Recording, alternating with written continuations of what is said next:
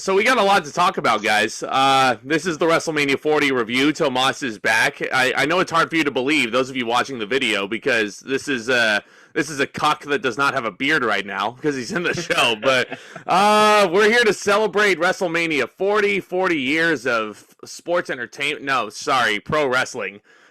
They were very adamant about calling it pro wrestling tonight, which is just music to my ears. You know, it's Vince McMahon is fucking gone. This is the Paul Levesque era. And as Paul Heyman said in his Hall of Fame speech, I'm a Paul Levesque guy. I mean, I've been a Paul Levesque guy since NXT Black and Gold. And when he took over the pen, I knew he was going to put greatness forward. And last year's Mania, which we were in attendance for, was the first one that he ever did creative for. That was an amazing WrestleMania. This one fucking might have beat it. Fucking might have beat last year. Wow. Let's put it this way. Let's put this in casual terms. Yeah. If last year was Infinity War, this is Endgame. Yep. It really felt like that. Yep. No, that's exactly what this was. I mean, I was still go ahead. Full WrestleMania high mode. This is always an important weekend to us. Like we said, it was super important last year because we were there. But there's just something about WrestleMania.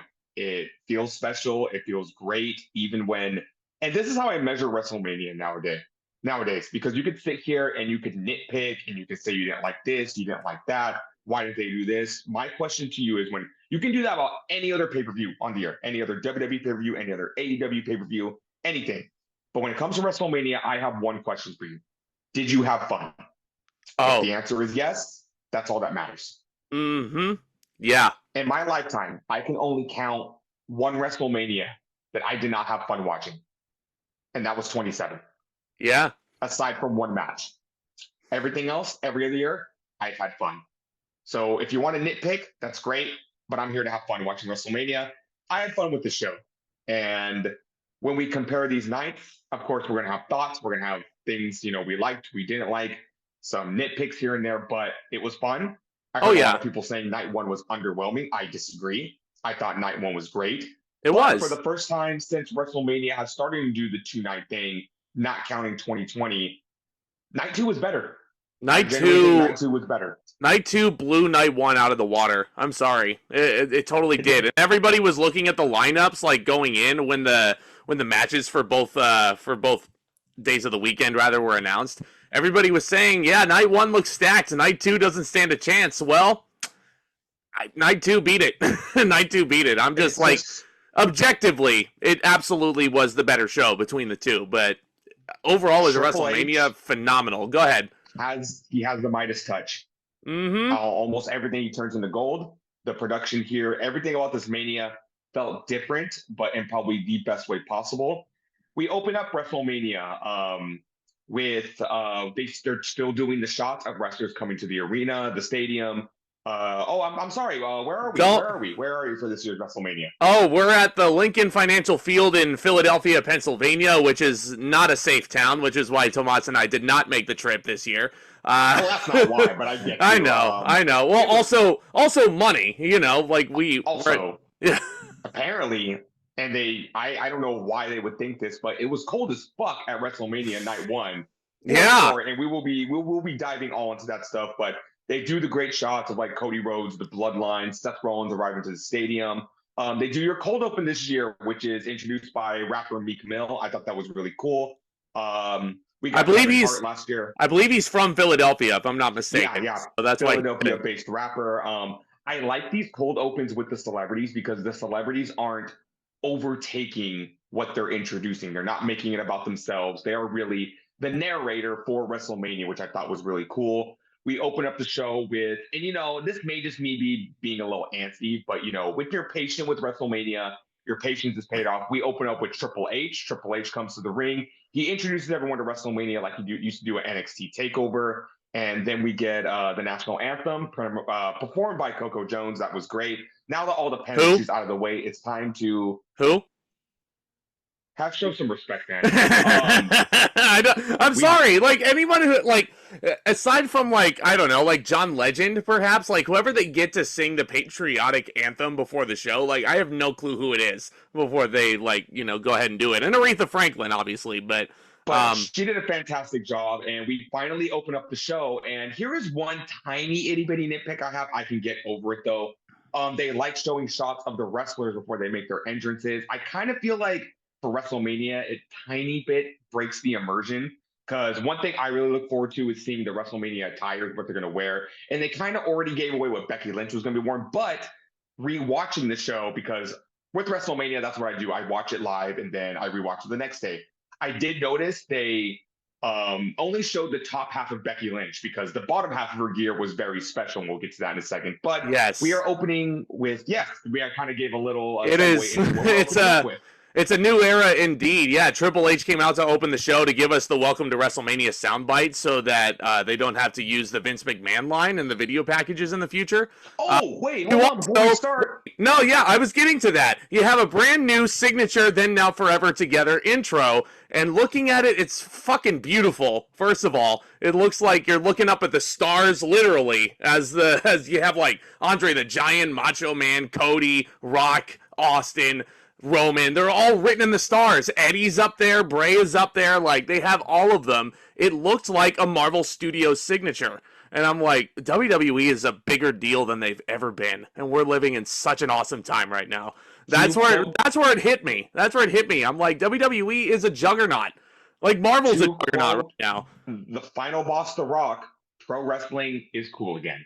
Yep. So it's a brand new era in WWE, and like we said, we have put that all the way. I gave a segue to what our opening contest is going to be. For the Women's World Championship, Rhea Ripley, who won the title at last year's Mania in one of the best fucking women's matches I've ever seen against Charlotte Flair, is defending against the man Becky Lynch, who won the Elimination Chamber last month. Both get special entrances here. Becky, because she just came out with a new book, is starting to read excerpts out of it. And that kind of introduces us to Becky, and her gear, as you said, has like passages from her novel or her memoir, whatever you want to call it, her autobiography. It has passages.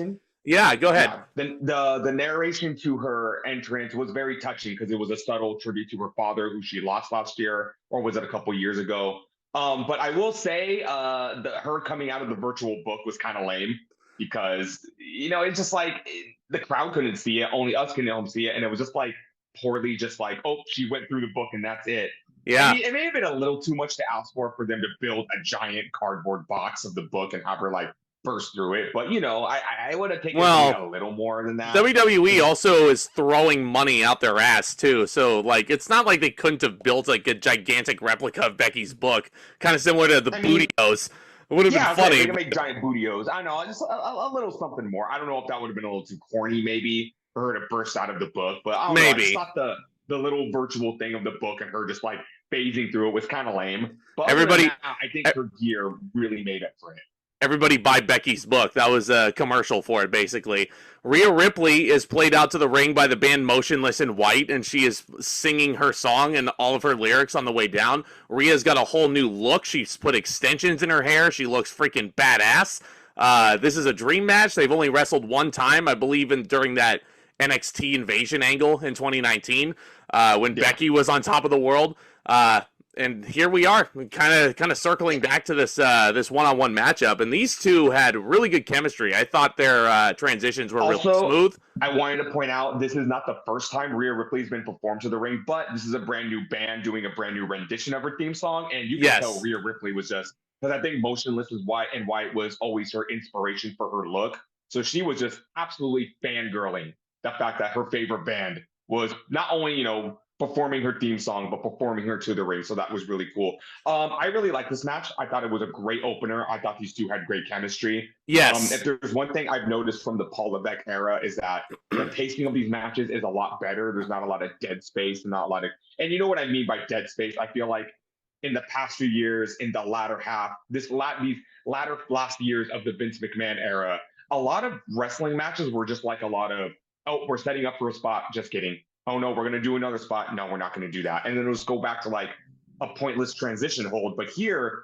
I thought the pacing was very nice. It was very exciting. I don't think there was many dull moments in this match. And I heard a lot of people complaining about this match saying, oh, it wasn't as good as last year. But I don't It's want not to fair. compare. It's I don't not think fair. It's not fair to compare this match to last year I because mean, Becky Lynch was sure. Keep in mind, Becky Lynch was performing under the weather on this card. She was just getting over strep throat. No joke, strep throat. By the way, make sure you fix that. But Becky, yeah, no, like obviously, if Becky was sick the whole week before, it's like if we like go out and perform just after like getting over bronchitis or something like that. Obviously, we're not going Yeah, to give it our all. Like, yeah. I it's mean, easy. I don't want to like make excuses for her and say stuff like that, but I don't know. Like, yeah, sure, you could compare because it was Rhea Ripley's title win last year, but I just don't want to sit there and say, oh, this needs to be good, as good, if not better than last year's match, because there was a lot to like about this match. I thought this match Oh was yeah. very hard hitting. Rhea Ripley is the definition of a female Haas. The first nitpick I want to go into this WrestleMania, and it was noticed Uh-oh. in this match. Philadelphia was very cold and very overcast, and I noticed that right away. But in the beginning of this match, I started noticing it's very dark in the ring. It is very hard to see.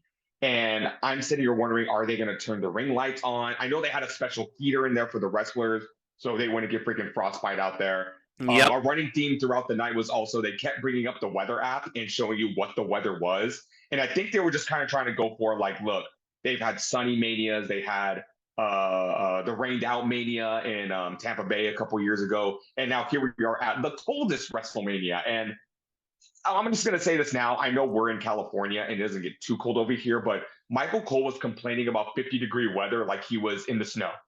Oh, he's a wimp. He's a wimp, man. Total wimp. And I understand Pat McAfee poking fun at him because Pat McAfee is a former NFL player. He's probably played in snow and below freezing. He's played on this field before. Yeah, exactly. Yeah. So that's why he kept saying, like, you guys are wimps. Yeah. Like, Pat McAfee's out here in a tank top, and we'll get to that point later on the show. But that was one thing I did want to bring up, and I wasn't sure. Like, me and my friend who were watching the show together, we were like, is the brightness on the TV too low, or is it really dark? I was like, no, I think it's just the stadium, and I think the green and white did not complement the shitty weather that Philadelphia had. And I think I don't know what was wrong with WWE. I don't know why they didn't turn the ring lights on right away, because at night 2 it was perfect. Everything was perfect about night 2, but night 1, I want to say the first half of the show, like the ring was dim. It was really hard to see. Notice how the 49ers fan takes a minute to take a jab at the Eagles in their shitty colors. But anyway, the green and white. Yeah, so they were telling a good story in there. Ripley was, she had a big bullseye on her left arm, which I guess she had aggravated a couple weeks ago.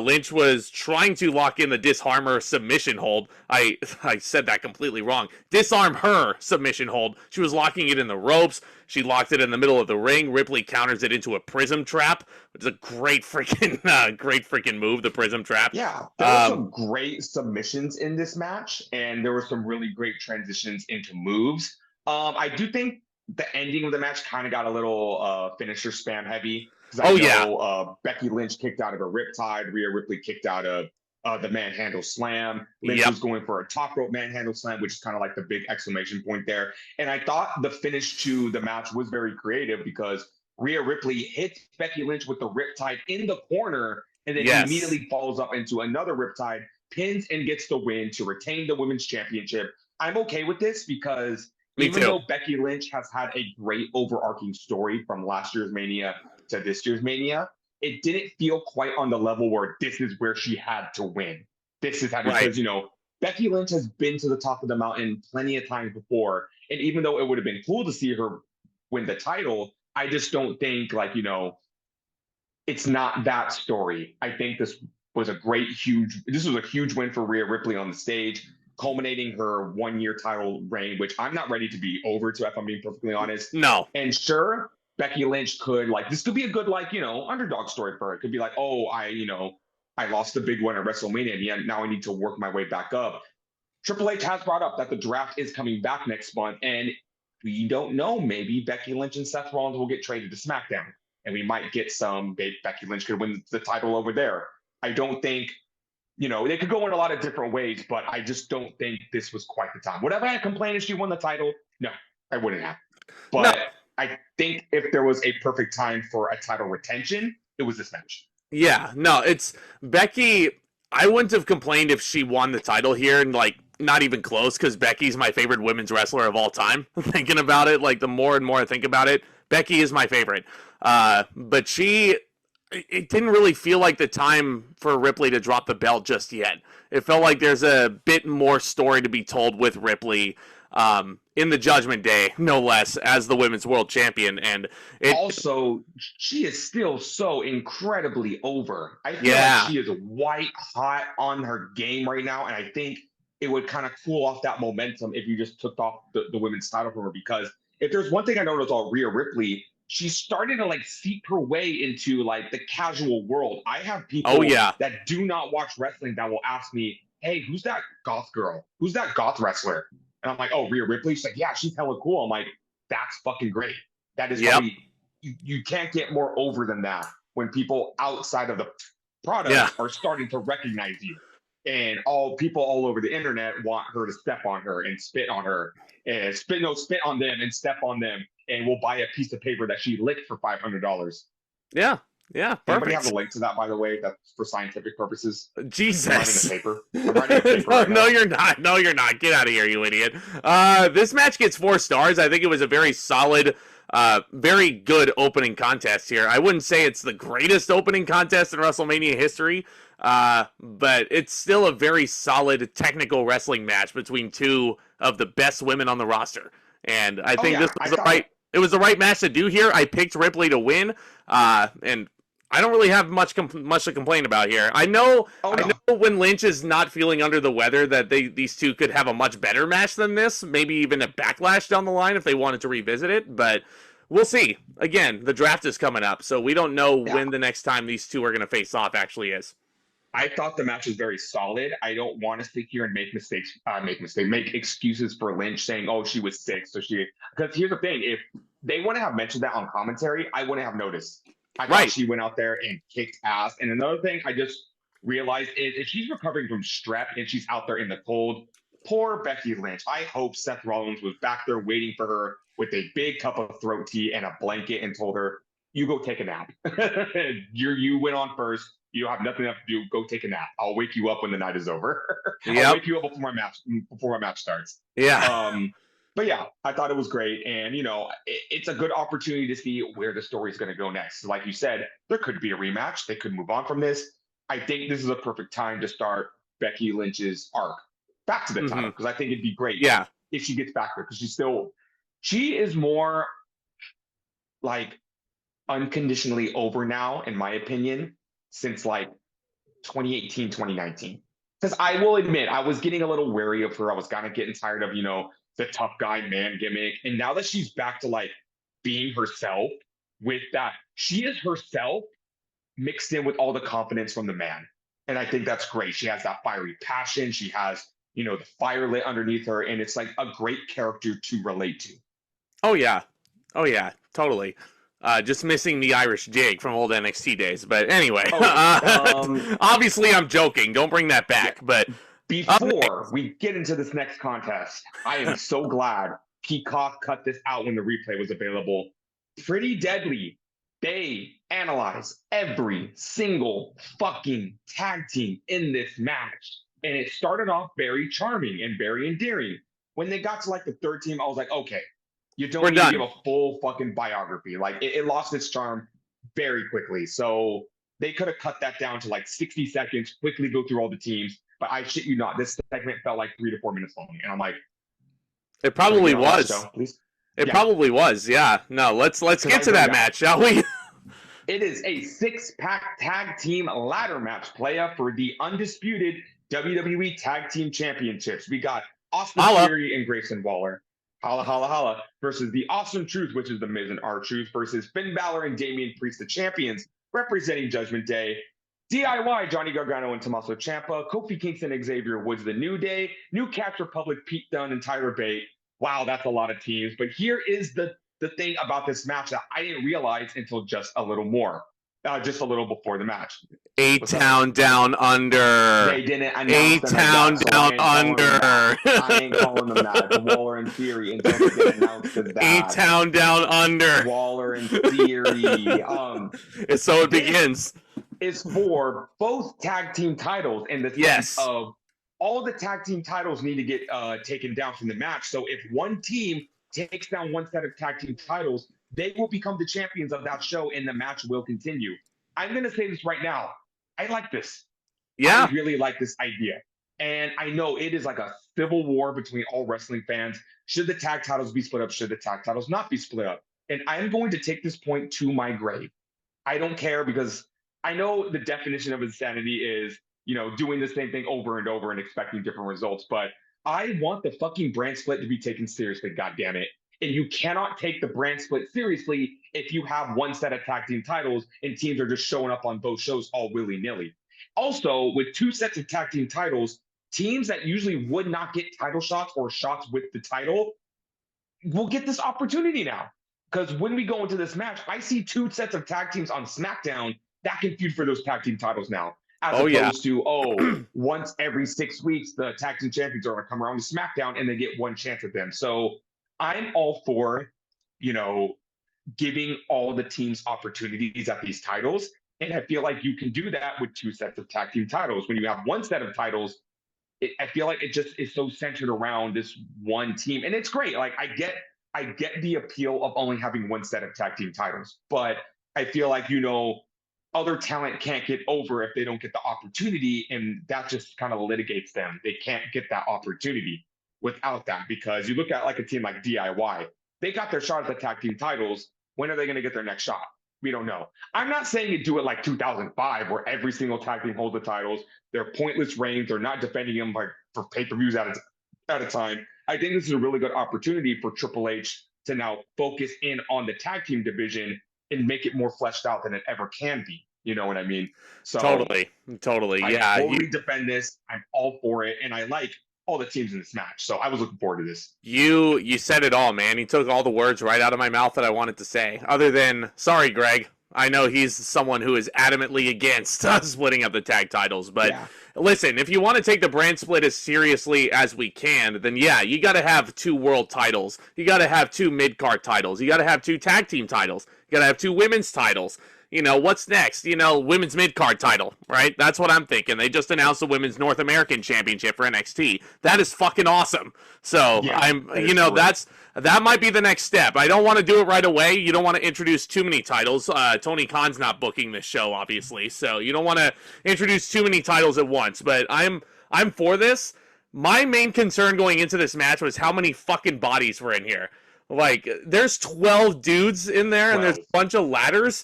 And I'm like, this could either be a really fun demolition derby, or it could be a humongous car crash like clusterfuck, and not in the good way. But thankfully, it was the former. I thought this was very fun. Also, it's WrestleMania. I forgot to talk about the entrances. A D-Generation X tribute, which I thought was hilarious. They should have just been given. They should have just been given the fucking tag titles right there. I'm sorry. I'm so fucking proud of DIY for making their first WrestleMania. I've been following them. I also noticed in their entrance, Gargano was straight up dressed like Shawn Michaels. It was great, but Gargano goes, to slap hands with Ciampa, and they have this moment where Ciampa just looks at him and goes like, "Come here, man, bring it in. We made it. Like, we fucking made it to WrestleMania." Yeah, just make sure.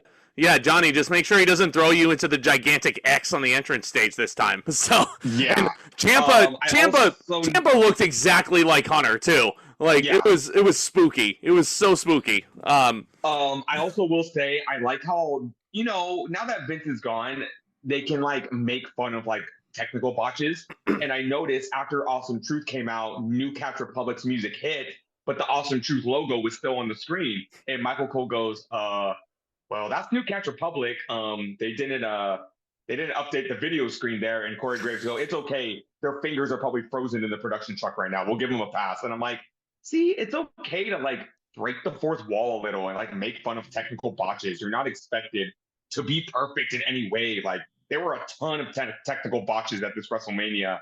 And I'm like, it's okay to poke fun at them. It's kind of like when we're in theater and like somebody flubs up a line on stage and we just laugh it off. It's okay. You don't have to be so goddamn perfect. And we know Vince never, ever let them like allude to that. And it's cool to see Triple H be like, yeah, you see a little glitch on the screen. It's okay to laugh at it. Just don't like talk about it for 10 minutes. Yeah. Yeah, it makes the products feel a lot more organic and human, you know? Going into this match and seeing the layout, I predicted the Judgment Day to lose both sets of tag team titles just to keep them looking strong, even in defeat, because you don't have to pin the Judgment Day to win the tag titles this time. One of Or my so we thought. yeah, one fucking Or hell. so we thought. We'll get there. One of my favorite performances in this match, believe it or not, I'm gonna single him out right now. Tyler Bate. Tyler Bate, big strong boy. He grabs Finn Balor for his signature airplane spin, and Finn is holding a ladder while Tyler is airplane spinning him. And I'm like, this like WWE doesn't need to bring back Claudio. They have Tyler Bate right here. Like, even though I'd love Claudio back, I'd love to have Claudio back in the ranks, but Tyler Bate, like, if they don't get Claudio, Tyler Bate will do just fine. Yeah. Also, yeah, because it immediately reminded me of Mania 37, where Claudio Castagnoli did the UFO to Seth Rollins in a really cool spot. But while he's doing the airplane spin, while Balor is holding the ladder, Kofi Kingston walks in and he just bam gets Warrior right into the face. And everybody sold their fucking ass. They bumped their asses off in this match. This was probably one of the most physical ladder matches I've ever seen in my life. Yes. And it was also really cool to see the New Day. Like, the New Day have some really fun spots in this match. I feel like the New Day, you know, the New Day, they're always there. They're always gonna be there. Love them. And they tend to get lost in the shuffle. But I feel like there was a point in the match where we were like, if the New Day wins, we're not going to be mad. We fucking love these guys. I will always stand the New Day. Can you believe it's been 5 years since Kofi Mania? Dude, I feel old. I feel old now. Can you believe the New Day is almost 10 years old? Can you believe Big E is like an analyst now? Like, we miss you, big guy. Come back. I miss Big E. Might I add, the New Day also had some sick ass Rocky cosplays going out there. Kofi was dressed up in the Sylvester Stallone yellow and black getup from Rocky 2. Xavier was dressed up like Consequences Creed from TNA, and I'm like, never thought I would see that shit ever again. But okay, let's get right down to it, because I know you love this. The Judgment Day is dominating, right? They have the Miz, just 2-on-1. R-Truth, National Treasure, gets on the apron, asks Miz for a hot tag. He goes nuts. He hits Cena's signature moves on Finn Balor, hits him with the attitude adjustment, and pins Finn Balor. He pins Finn Balor. New champions. He did his own count. We counted along with him. We all popped for it. R-Truth celebrated, and here comes the Miz. No, you have to retrieve the titles. Every time you think there is no other way R-Truth can make you laugh by messing up the concept of a match, he finds a new way. And that is just so goddamn endearing of him. And even though every single team in this match was so great, the whole crowd was behind R-Truth. I never thought I would say, like, the Miz and R-Truth were the favorites in this match. They were definitely one of the favorites. And, you know, we had a lot of cool spots in this match. I feel like the cooler spots didn't come to, like, the latter half of the match, which going into the first finish of this match, Grayson Waller and Austin Theory climbed the ladders, and they wait, hold up. Before we talk about that, can I also mention Awesome Truth forms an alliance with DIY? And R-Truth has been mistaking them for DX the whole time, and DIY plays into that joke, and they're like, listen, you climb up and get one set, and we'll go get the other, and they come to a basic understanding there. Johnny Gargano hits Damian Priest with a sweet chin music, which made me so happy, and Ciampa hits the fairy tale ending on Finn Balor. They called it the pedigree, but it's the fairy tale ending. Yes. He goes up the ladders. Plenty of pedigrees at this WrestleMania. Oh, yeah. You don't call one of them. And if you're gonna mistake the fairy tale ending or something, mistake it for the implant buster, please, because that's what it is. Yeah. So to your point, yeah, you want to talk about A-Town Down Under? Yes, Waller and Theory retrieved the SmackDown Tag Team titles, and they are the new SmackDown Tag Team Champions. I was cool with this. I think Waller and Theory are a very overact on SmackDown as heels, and to give that team a little more like mileage on them, I think it's cool. They're like frat boys. They're frat boys. Exactly. Excuse me. Waller, I think, is a very he's been growing on me a lot. He's been winning me over huge on SmackDown. And Theory, say what you want about him, his fall from grace is absolutely insane.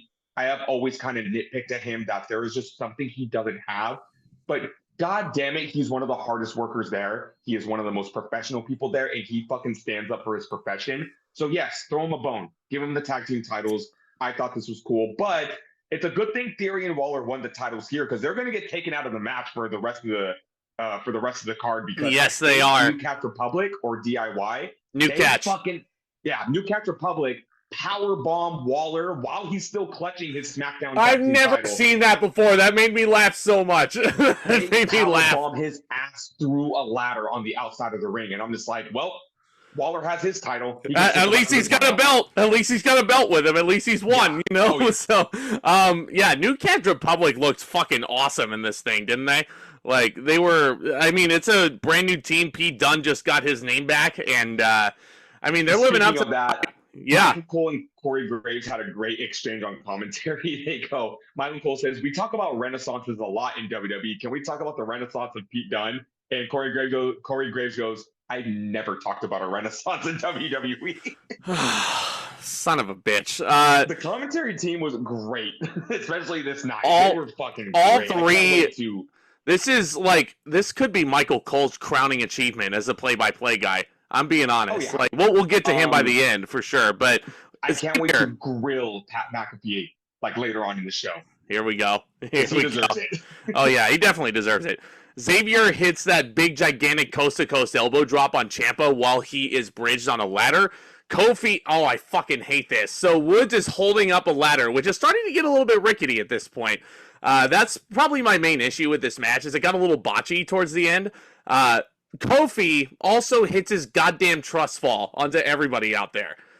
I thought that was thick as fuck. It's not, though, because it's basically breaking the illusion that wrestling is all it's all a performance. Kofi is trusting all of his opponents to catch him. Like, why don't all of his opponents move out of the way and he just splats on the outside?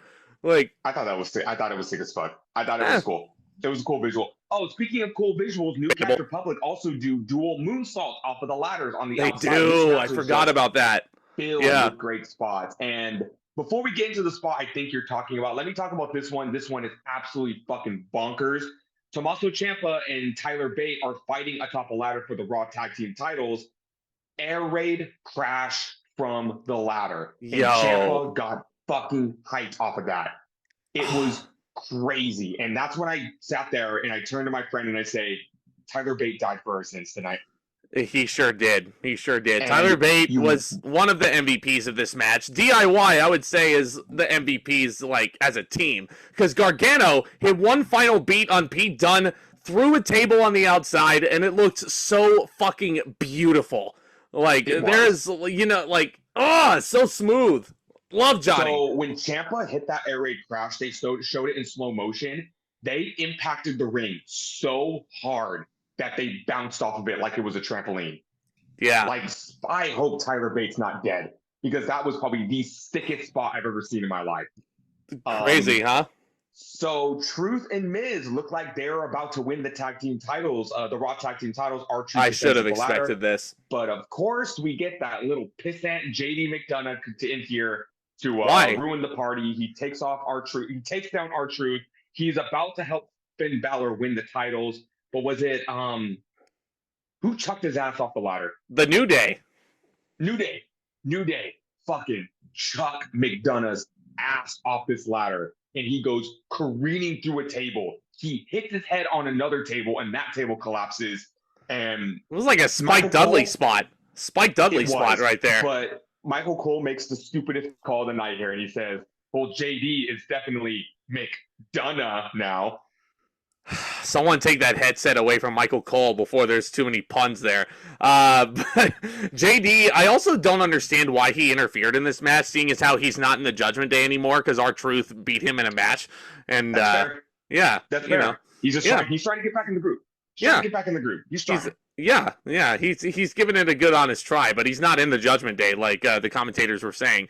JD McDonough also died for our sins tonight, but yeah, he is absolutely insane. So it's down to R-Truth and Damian Priest inside the ring. I should have known this because Damian Priest was the one.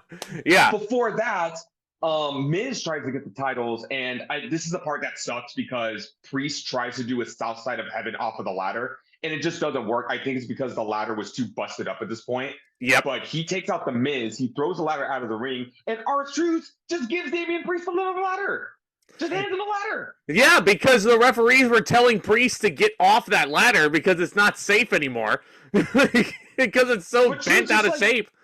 Here you go. And the commentators call him out for it. They say, well, R-Truth just gave Priest a ladder. And then Michael says, oh, he was probably having flashbacks to when he was in Judgment Day. Because he is in the Judgment Day, though. They're forgetting. He's been in the Judgment Day this whole time.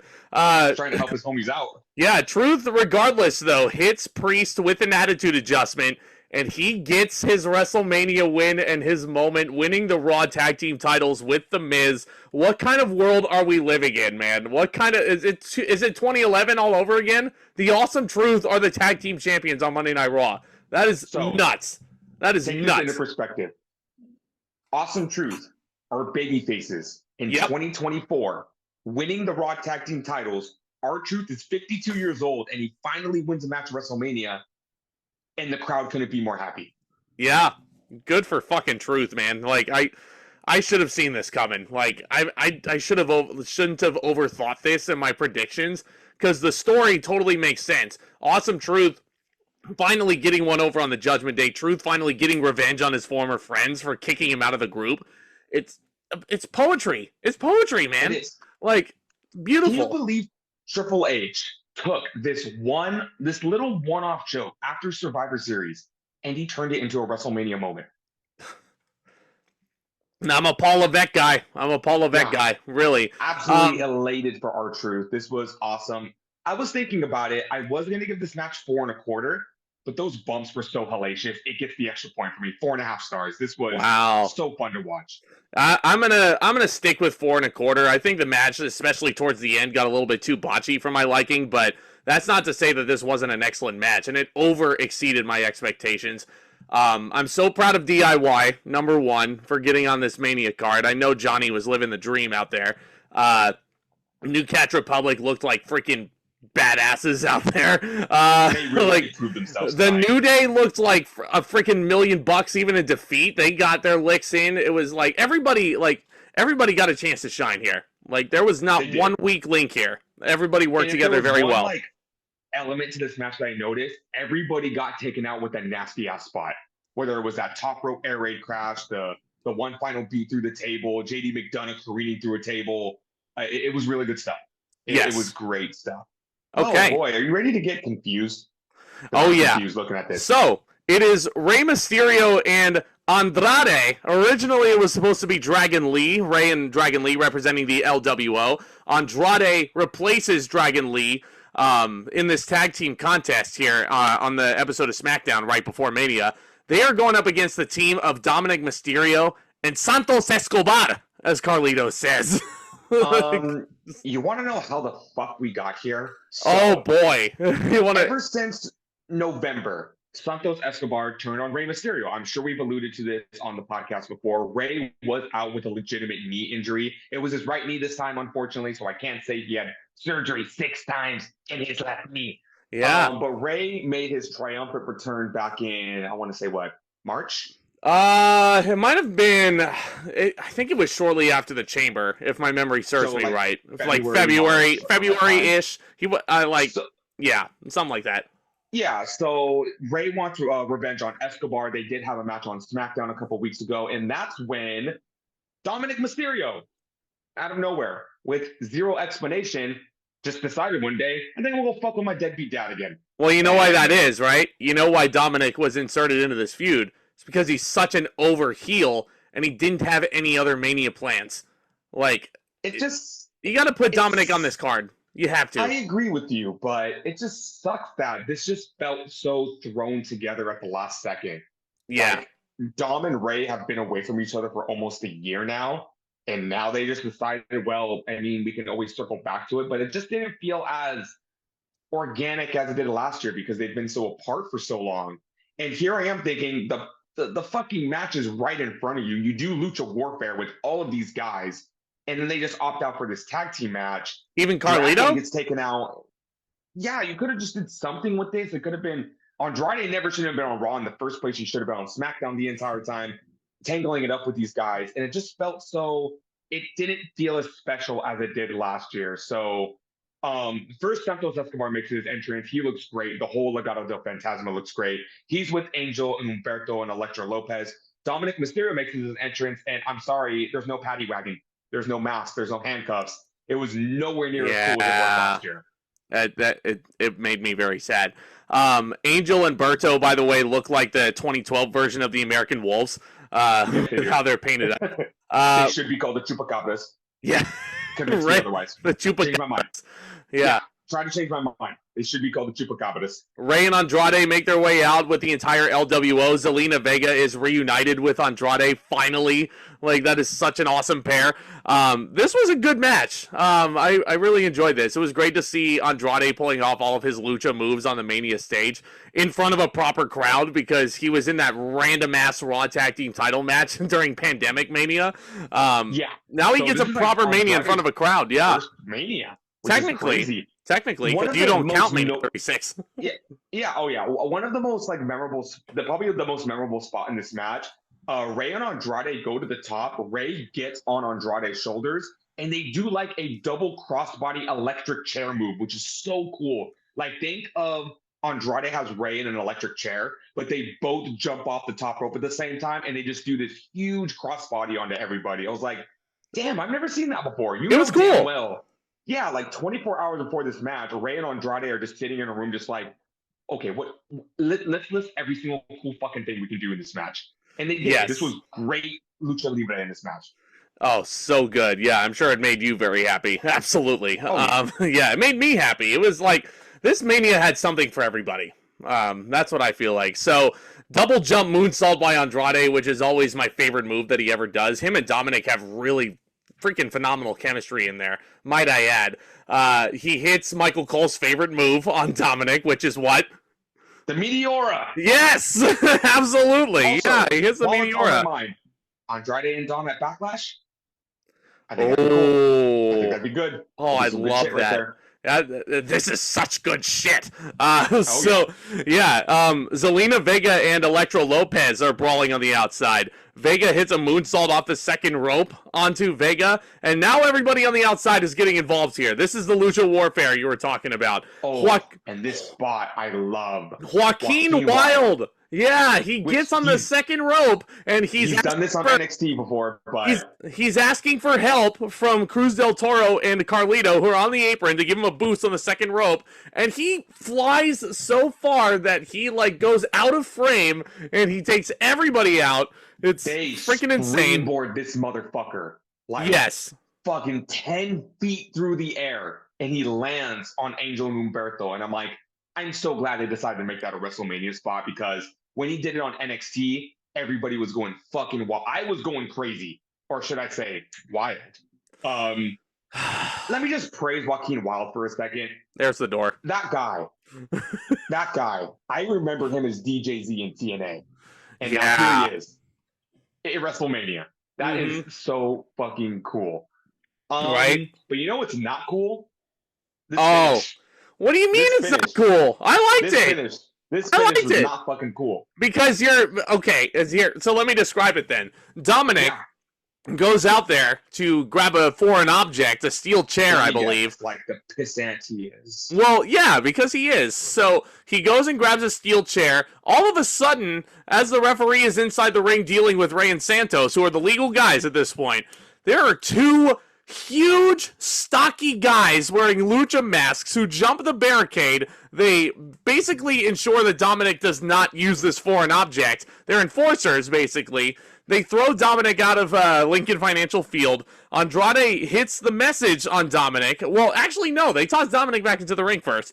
Rey lands a huge splash on Escobar after a 619. The babyfaces win. I got that prediction wrong. I thought Dominik would pin his dad here because, So did I. 50-50 booking. Rey and Andrade get the big win, and the two guys unmask, and it's Lane Johnson and Jason Kelsey of the Philadelphia Eagles, both offensive linemen. And Tomas, being the 49ers fan, I'm sure threw up in his mouth. But I did not mind this. I did not mind this. Here's the thing. I can't fucking stand the Kelsey brothers. I fucking hate them. Why? They are so fucking annoying. Nobody wants to listen to your little podcast, you bunch of two fucking hicks. Hate those guys. Jesus. I'm going to be perfectly honest with you. I wasn't paying attention when they first interfered, so I didn't see Dom go for the chair. So I'm sitting here thinking, me and Hugo are looking at each other and we go, wait, they're helping Rey and Andrade? That's a dirty ass way for them to win, don't you think? They just hired two giant guys. So here I was thinking, I'm like, this doesn't make any sense. If they were going to have some backup, you think this would be Legatos. And then when they unmasked, I was like, oh, it's these fuckers. It's like, okay, I get it. Do I celebrity like it? involvement because it came out of nowhere? Yeah. I didn't like it. I thought it was dumb. It was in Philadelphia though. It was just a cheap pop for the crowd. And there's like if it was anyone else but Kelsey, okay, there, I'll admit it. If it was anyone else but Kelsey, I would have been okay with it. Well, Lane Johnson was in there. I mean, listen, at least it wasn't Travis. I just fucking hate Kelsey. At least it wasn't Travis. I think Jason is the more tolerable one of the two. At least that's what I think. And, okay, here's my thing also. Here's why I didn't mind this so much. So, here, those of you who know, I'm in a very happy relationship on 18 months now, and I'm in the happiest place in the world. Lindsay, fuck off. Lindsay introduced me, well, not introduced me, because I knew who Taylor Swift was, but she made me appreciate Taylor Swift on a level that I really never have before. As you should, you cuck. I know. Yeah, no, she's one of the most famous stars in the world, for good reason. And, her boyfriend is one of the crybaby Kelsey brothers, Travis. Yeah, so it got to a point where I was looking at Jason in the ring, and I just hear Pat McAfee singing 22 on commentary, and I'm like, why the fuck is he singing Taylor Swift? And then I remembered, I clicked in my mind, I was like, because that's Taylor's brother-in-law, or it's gonna be. Like, fuck, man. It made me laugh. I don't know what it is. Pat McAfee just like take the headset off. Pat McAfee needs to be put down. He needs to chill. He needs to chill. He needs to get neutered. This was fun celebrity involvement, though. I'm gonna go 3 stars on this. Good lucha warfare here. I didn't care much for the match when I watched it, but when I watched it back, I was like, this was good wrestling. I can kind of forgive the shoddy booking because the match was good. I did not care for the involvement. I didn't think it was necessary, but okay. It was 3 stars. And here's the thing. I knew it also was a little deflating because, I feel like the story going in right now is I think Carlito's the one that took out Dragon Lee because Rey never picks Carlito to be his partner. He chose Dragon Lee over Carlito, and then of course, then he picks Andrade over him again. Because again, you look at SmackDown, you look at the spot, and Carlito's the only one there with Dragon Lee. So it's like he's jealous, he's upset that he never gets picked. And when the guys came in the ring, I saw Carlito's face. He was like, "Wait, who the fuck are these guys?" So I thought that was going to add in more. It's like, really, now you're hiring outside help? Like, why am I even with you guys? But when they revealed it was Kelsey and the other fucker, I was like, they're not that slick. So Lane Johnson. That other fucker. Obviously, the story is Carlito is going to defect from the LWO and join Legado. Of course he is. When are they going to do that? But of course he is. Triple H is a long game guy. That might not be for a bit. Yeah, I can't wait for Carlito to turn heel. He's always been a much better heel than a babyface anyway. But over the next few weeks, as the meme goes, he's going to be blaming Santos Escobar. That's who he's going to be blaming. So, I think it wasn't in the match, or it would have been mid. Fuck you, he's not mid. But you know what match was mid? At best, is this next one. This is going to be one of those. It's going to be fun to discuss. It is Brother War. They're calling it Uso Civil War. Michael Cole just coined that phrase on commentary. It's the match 14 years in the making. Jimmy versus Jey. How did we get here? Well, you want to recall back to SummerSlam when Jimmy cost Jey the Universal Championship in the Tribal Combat match. Jey defected over to Raw after leaving the Bloodline, or Cody Rhodes brought him to Raw. Jey was living the dream. He became main event Jey Uso. The crowd he's really over with the crowd. His theme song is over. He's yeeting all over the place. It seems like Jey has finally achieved happiness on his own. He's away from the family drama. But like everything else in WWE when it comes to family affairs, again, this brand split. Why does it matter if people can just show up to the other show and fuck with you whenever you want? Jey has been Jey was cost an Intercontinental title match by his brother Jimmy after Jimmy rung the bell a bunch of times to distract Jey long enough for Gunther to get the win. So Jey said, I need to put this shit behind me once and for all. Uso versus Uso, Jimmy versus Jey at WrestleMania. And that's all you really needed when it came to this build. WWE put together an excellent video package for this, just chronologically when they were babies, when they were kids, when they were teenagers, when they first broke into the WWE together, when they were, the Aztec paint, the day down since day one stuff, the bloodline stuff. And now I love the beginning because they go, my name is Jimmy. They say first of all, they say their real names, which I thought was cool. They say, I'm Jimmy Uso, I'm Jey Uso. They're back to back and they say, and I'm my brother's keeper. And at the very end, they say, I'm not my brother's keeper. It was such a great video package. It was beautiful. To get you hyped up for this match. Absolutely beautiful. Lil Wayne performs Jey Uso out to the ring, which was cool. Why? Oh, I hate this guy. I hate this guy. This is celebrity involvement. I have a bone to pick with Samantha Irvin, by the way, who is fucking gorgeous, and she was phenomenal the entire time. But she called Lil Wayne the greatest rapper of all time. That is highly debatable. Lil Wayne sucks. He is horrible. Let the hip hop fan educate you for a second. Lil Wayne's been calling himself that since like 2003. So she's probably just going off of the marketing there. I don't think she actually thinks that. No, this guy has such an ego on him, and yet he's so incoherent that I can't understand a damn word of any of his songs. Like, for sure, but if you want to know why, it's just he's been calling himself that since 2003. But that is, that does not mean that Samantha Irvin has to cave in, though. Like, she just introduced him. I'm pretty sure he said, you have to call me that. Oh, that's bullshit. That is bullshit. Okay, that is some fresh bullshit. Anyway. I respect your opinion and all. I did think it was really cool on the way to the ring when in Jay's theme song when he says it's on me, Oos, and Lil Wayne echoed, it's on you. It's on you. I thought that was cool. I thought it was cool. I thought it was fine.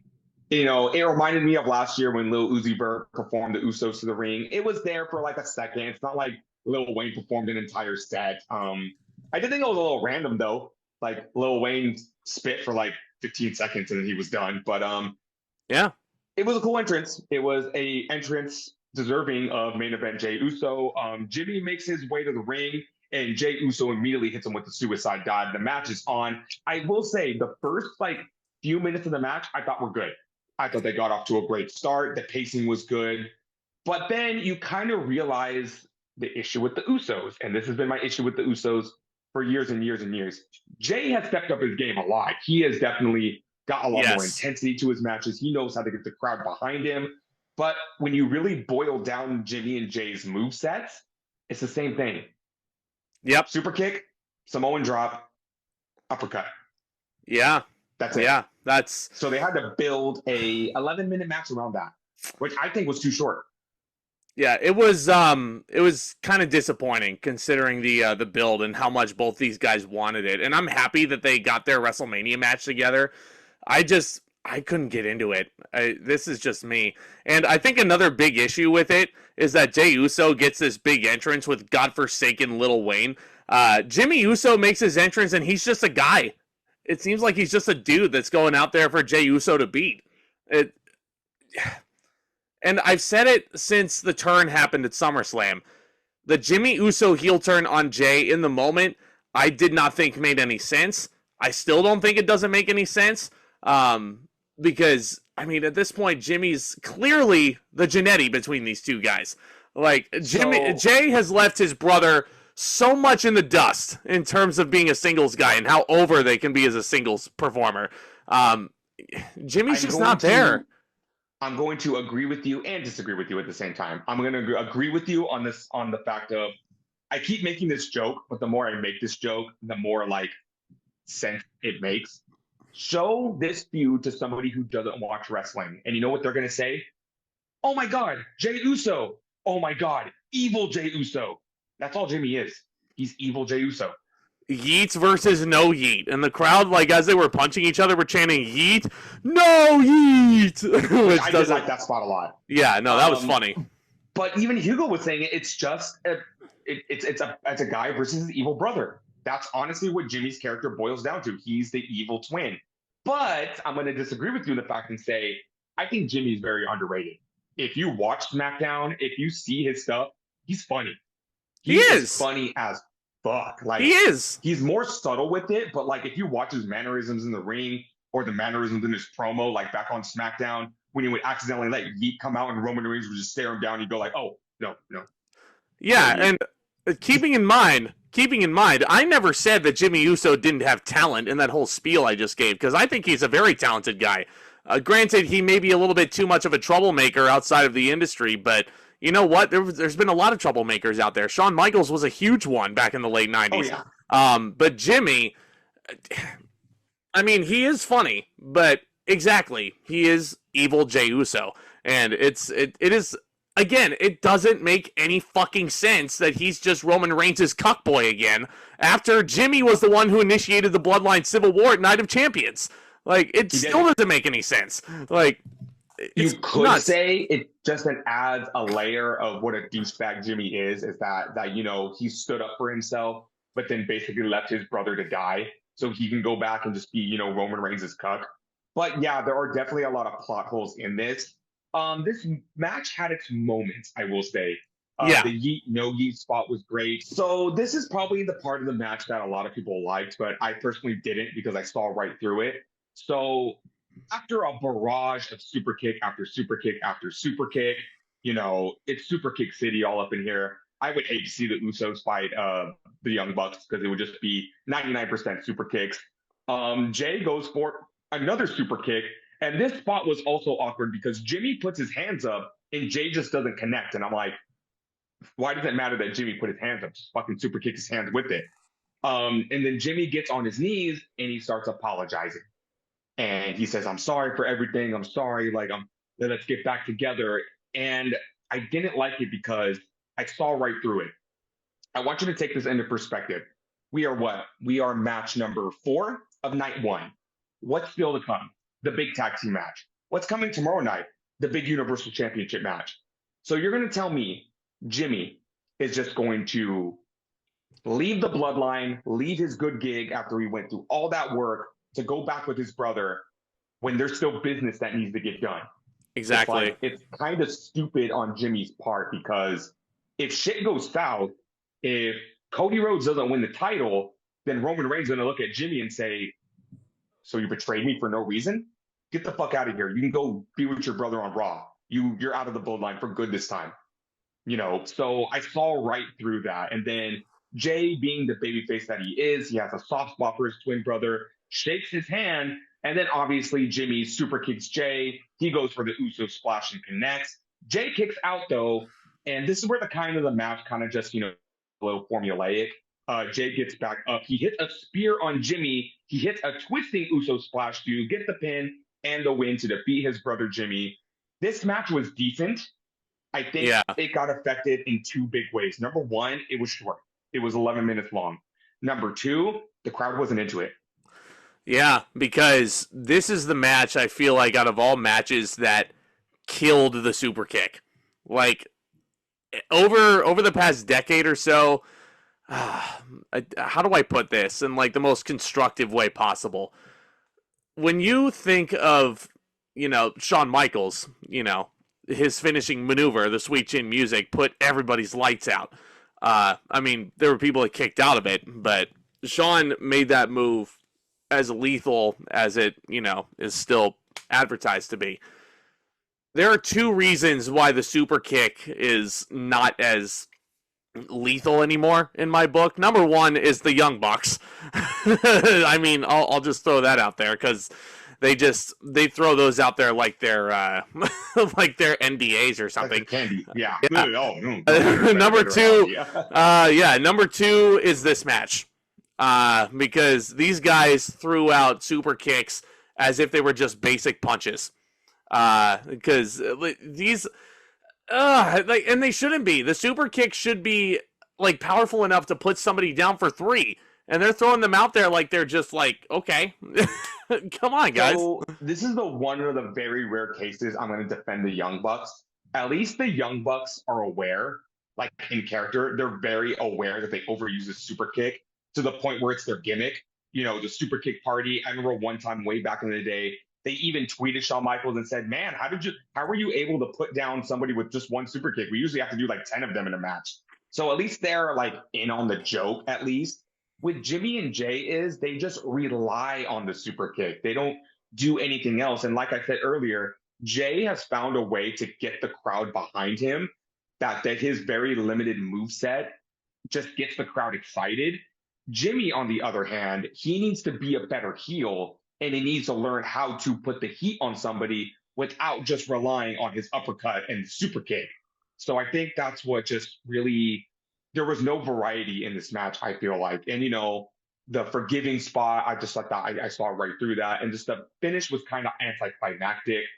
I mean, I would like to see these two fight again in the future with a stipulation, so it kind of like broadens what they can do and not just rely on wrestling moves. You would think them being in the WWE for like 15 years now, they would learn a thing or two. Because when they were in a tag team, sure, they can rely on a limited moveset, but these guys are getting split up. They got to learn how to sink or swim without it. At least Jay has found a formula where his moveset works for him. Hell, John Cena found that formula and it worked for him for 20 years. Mm-hmm. But Jimmy, on the other hand, that's my issue with him as a wrestler. He needs to learn how to put the heat on somebody without relying on the super kick. Right. Yeah. So with all those thoughts in mind, I'm giving this match 2.5 stars. This was it was a decent enough match. It wasn't a horrible match, but it was my least favorite match all weekend, which sucks because I know both these Usos have wanted this match for a long time. They got it, and I really wish it had a stipulation. Like, I know they can have a better match than this. Like, maybe if you put like an I quit stipulation on this at the next pay-per-view, that would be fucking awesome. But yeah, you know, this was just, yeah, it was there. It felt like the SmackDown match too. We're gonna say, you know, the Jimmy and Jay saga is not over yet, for absolute sure. So I hope they use this opportunity to just build on this and like find a niche for them in a match that works. Again, I think a stipulation would very much help out with this match. Yeah, absolutely. So, with that in the rearview mirror, let's move on to what a lot of people consider the cool-down match, even though the EST is in this. The six-woman tag team match, rather. My apologies. 3 members of Damage Control, the Kabuki Warriors and Dakota Kai, with a new remix of Damage Control's old music with Japanese lyrics, which is awesome. They are going against the team of Bianca Belair, Naomi, and the debuting Jade Cargill. I think this match, as soon as Jade was announced to be in this was the most predictable thing on the show. This was absolutely like no freaking chance that Jade Cargill goes into this thing and she loses. Like, so no chance. Quick, how do we get here? It's very simple. So ever since Damage Control turned on Bayley in the Io Sky Bayley build up to this WrestleMania, Naomi has been kind of feeling a little sympathy towards Bayley, saying like, you know, that's really messed up that Damage Control turned on her. Like, you know, we need to help her out. And Bianca Belair goes, why should we help them out? They made my life a living hell the past couple of years. Naomi, I know you weren't here to see that, but they really made life difficult for me. And I think Bayley got what she deserved. But Naomi is feeling a lot of sympathy. Naomi tries to save Bayley from Damage Control. And I think that's where Bianca Belair's like, I got to help my homegirl out. So she goes out there to help, but they're still outnumbered. So when Jade Cargill debuted on SmackDown, they kind of joined forces to make this super awesome fucking team of big lady hosses. And I know you weren't a big fan of it, but I'm going to come over and say I loved their entrance. It was all right. Like 3 Greek goddesses on a podium being lowered down. And it was such a cool silhouette because you saw, you know, the muscles of Jade Cargill, you saw the hat of Naomi, and then you see Bianca Belair twirling her braid. And then they hit Jade Cargill's music. She looks like $1,000,000. She looks like Storm straight out of the new X-Men cartoon. I was about to say that. Yeah. Naomi, who was just always awesome. Great to see her back at WrestleMania. And Bianca Belair, you know, the star of the group. They all come down. They just look like such a badass collective unit. And what are they being called? The Power Puff Girls. Our buff girl. Would you be intimidated? Would you be intimidated by a group named the Power Puff Girls?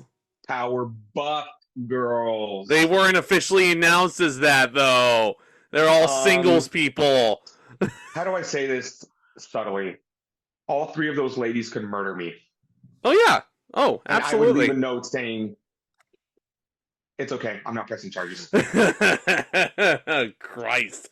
So, if you predicted this match to go a certain way, i.e. Naomi getting the heat, Bianca then getting the hot tag, Damage Control taking back over, getting the heat on Bianca again, and then Jade finally getting the hot tag and running wild, hitting Dakota Kai with the jaded finisher and pinning Dakota Kai. That's exactly how this match went. So, I mean, I guess since the match was pretty formulaic in the way that you're putting it, let me ask you this. Do you think Jade Cargill needs to be protected as much as she is? Oh, yeah, 100%.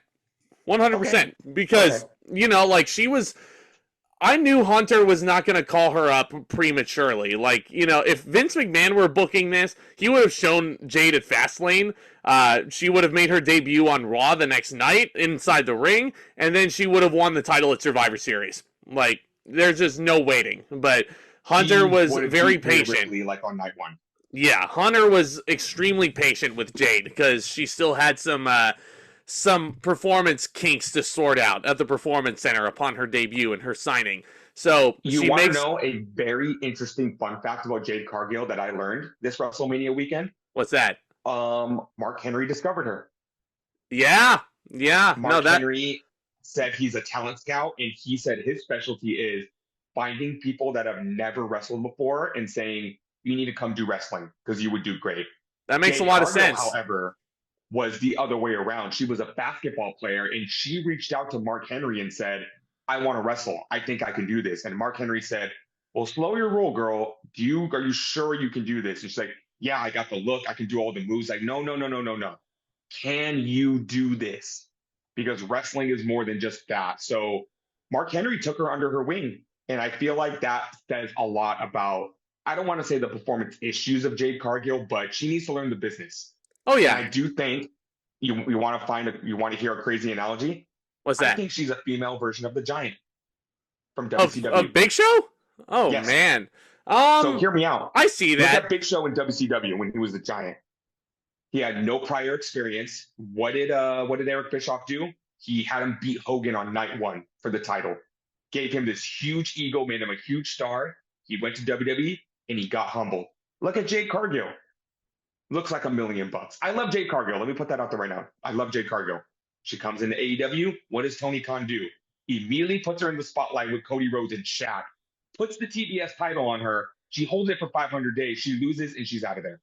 Yep. So now that she's in the WWE, I do think, I'm not saying do what they did to Big Show when he was in WWE the first couple years, but like, you know, maybe this is an opportunity to humble her a little. Just be like, no, look, we're not going to do NXT with you, but you need to work your ass off. Yeah. You need to really prove you can fly on your own before we can just push you.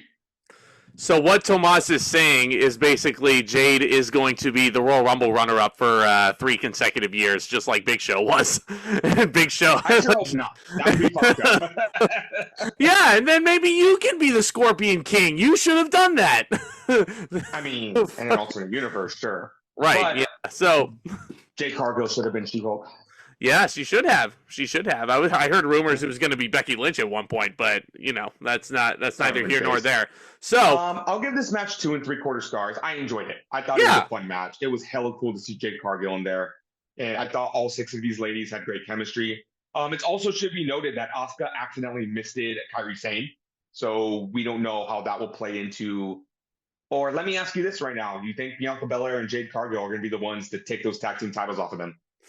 See, I thought this was going to be a title match originally, but then again, like... I'm glad it wasn't. Yeah, I'm glad it wasn't either, because that means that Naomi's probably left off the card, and I didn't want Naomi left off this card. No, she just came back. She just got back to WWE. You think Triple H is going to be like, yeah, you know, we know you love it in TNA, but come back to WWE, things are different now, and then she gets left off the WrestleMania card? No, that's one thing Triple H has to take into account when he's signing these people. He's not going to sign anyone without telling them, I got plans for you. Mm-hmm. And he does. Yep.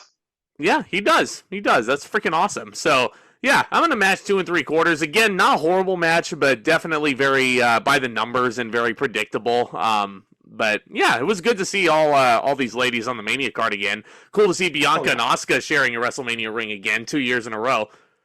Right? And Yeah. Asuka, by the way, on a reverse Undertaker streak. She is like 0-6, 0-7 at WrestleMania now or something. Like, that's bonkers. Bianca is undefeated at WrestleMania as well. They're probably not going to bring it up until give it like 4 more years. Then they'll start bringing up the female Undertaker streak. So yeah, I think it'd be sick as fuck if she became female Taker and had a little WrestleMania streak of her own. So hope WWE's taking notice of this because I think it's cool. All these little details. Zach, you want to talk about a match that, to be perfectly honest, I wasn't that excited going into, but then completely changed my mind once it started? Let's talk about it. For the Intercontinental Championship, it is the Ring General Gunther taking on Sami Zayn. Yep. How did we get here? They held a 6-man gauntlet match on Monday Night Raw to determine Gunther's #1 contender for the Intercontinental title. Sami Zayn made it to the end with Chad Gable, who was everybody's favorite to win this. They wanted Chad Gable to finish his story. They know the story Gable has been on with Gunther going on through the entire year, and we thought this was it. Sami Zayn won, and we weren't mad. We love Sami Zayn. I love Sami Zayn. If you don't like Sami Zayn, I don't like you. Yeah, you don't have a soul if you don't like this man. Yeah, but we all were just a little more invested in Chad Gable because I wanted Sami Zayn to be part of the world title picture, but it looks like they derived away from that plan and put Zayn into the Intercontinental title match, and it just didn't feel like there was much magic there between Zayn and Gunther as there was Gunther and Gable. However, I did like the role that Gable played in this feud, playing Sami Zayn's, he was basically the Mickey to Sami Zayn's Rocky. He, took him under his wing. He trained him a lot. He whipped him into shape because Gable told Zayn, you can't do it because you don't understand. I've been in the ring with Gunther. You always focus on finding an opportunity, finding a window that you can, get a quick win on someone. You can't do that with Gunther. Gunther's not only going to shut you down physically, he's going to shut you down mentally. So we need to get ready. And they did this huge training montage together. Gunther has been getting in Zayn's head, mentally, with the contract signing, insulting his looks, beating up Gable on the Monday Night Raw going into this. But this is where this match got me in the feels. We're backstage. Oh, yeah. Zayn's getting ready. Zayn's wife approaches him. Zayn's son approaches him. And he hugs 4 his years son, old. and he tells him 4 years old. His son is asking, am I going to hear your music? And Sami Zayn says, you're going to hear my music for a bit. He turns to his wife and he says, I don't want him to see this. Out ringside. Just take him into a room. And his son just goes, it's okay, Daddy. I'm going to see you on the TV. And it's like, holy fuck. That got you right in the fucking feels. I can only hope that one day I can be half the father that Sami Zayn is to his son, because that is just so precious. So Sami Zayn continues to walk down the hall, right? Yeah, he runs into Chad Gable, his coach, his Mickey Goldmill. Chad Gable looks at him and he says, look, you got this. I'm not going to accompany you to ringside. Sami Zayn looks a little concerned, and Chad Gable's like, you're ready. You can beat him. And Chad Gable says, but remember, you owe me a favor. And more on that later. So Zayn continues. Go ahead. Zayn continues down the tunnel, and he kicks an equipment case. And I immediately said, don't break your ankle, please. Not right before this match. Oh, he continues man. walking. He smacks the shit out of a equipment case. I go, what if you broke your wrist doing that? Don't tell me I'm being ridiculous, because CM Punk broke his ankle on a stage dive. Adam Cole broke his ankle jumping off the stage. Shit like that just scares me now. Well, do you remember Sami Zayn's first match on the main roster during John Cena's U.S. Open Challenge? Pulled his shoulder right out, doing the thing where he's like, oh, yeah, get the crowd into it. Tore his shoulder right out of the socket. He injured himself by getting excited. So yeah. That scared me. That legitimately scared me. And who did Sami Zayn run into right before he hit the stage? His best friend, Kevin Owens. And Kevin is firing him up. They hug right before Sami goes out there. This is your moment. You go do it. And Sami, and mind you, fuck Kevin Dunn, by the way, because all that stuff that we just described, that was all done in one continuous shot. The I loved it. the filmmaking geek in me is just I love this stuff. This is what I live for, man. This You know production. what my new favorite thing is right now? I Yeah. love the shot where they follow them and you just get that wide shot of the audience. It like really puts you in their perspective of like, this is what the wrestlers see right before they hit the stage. And I'm like, that is so damn awesome. So fucking cool. Yes. And I'm not kidding. Right when Sami Zayn started coming down the ramp, Hugo looks at me and he goes, how can he not win after that? And I'm like, you got a point. You got a point. Damn, he's like Nostradamus, isn't he? He does have a point. He does have don't get me fucking started. He really is. I know. But I'm like Nostradamus as well. So I was nervous going into this match after seeing all that. Oh yeah. Like, they really gonna do this to Sami Zayn too? Yeah, man. So I was prepared either way. Sami Zayn's wife was in the front row, and Gunther was talking all kinds of crap to Sami Zayn's wife throughout the whole match. Gunther is fucking awesome, dude. He's got money written all over him. So, with that said, I predicted that Gunther was going to retain anyway, mainly because this was originally supposed to be Gunther versus Brock Lesnar. And this is also part of the reason why I wasn't as upset with seeing Sami Zayn in this spot instead of Chad Gable, because I thought regardless of who Gunther was facing on this card, Gunther was retaining. So I was like, you're really going to tell me that they're going to send Chad Gable out there just to lose to Gunther again? Like, that, how wrong I was. How wrong. You convinced me too. I went into this thinking Gunther was going to win for the same exact reasons. This match starts off and Sami Zayn is throwing the ham bones. He is throwing the punches. He is throwing the chops.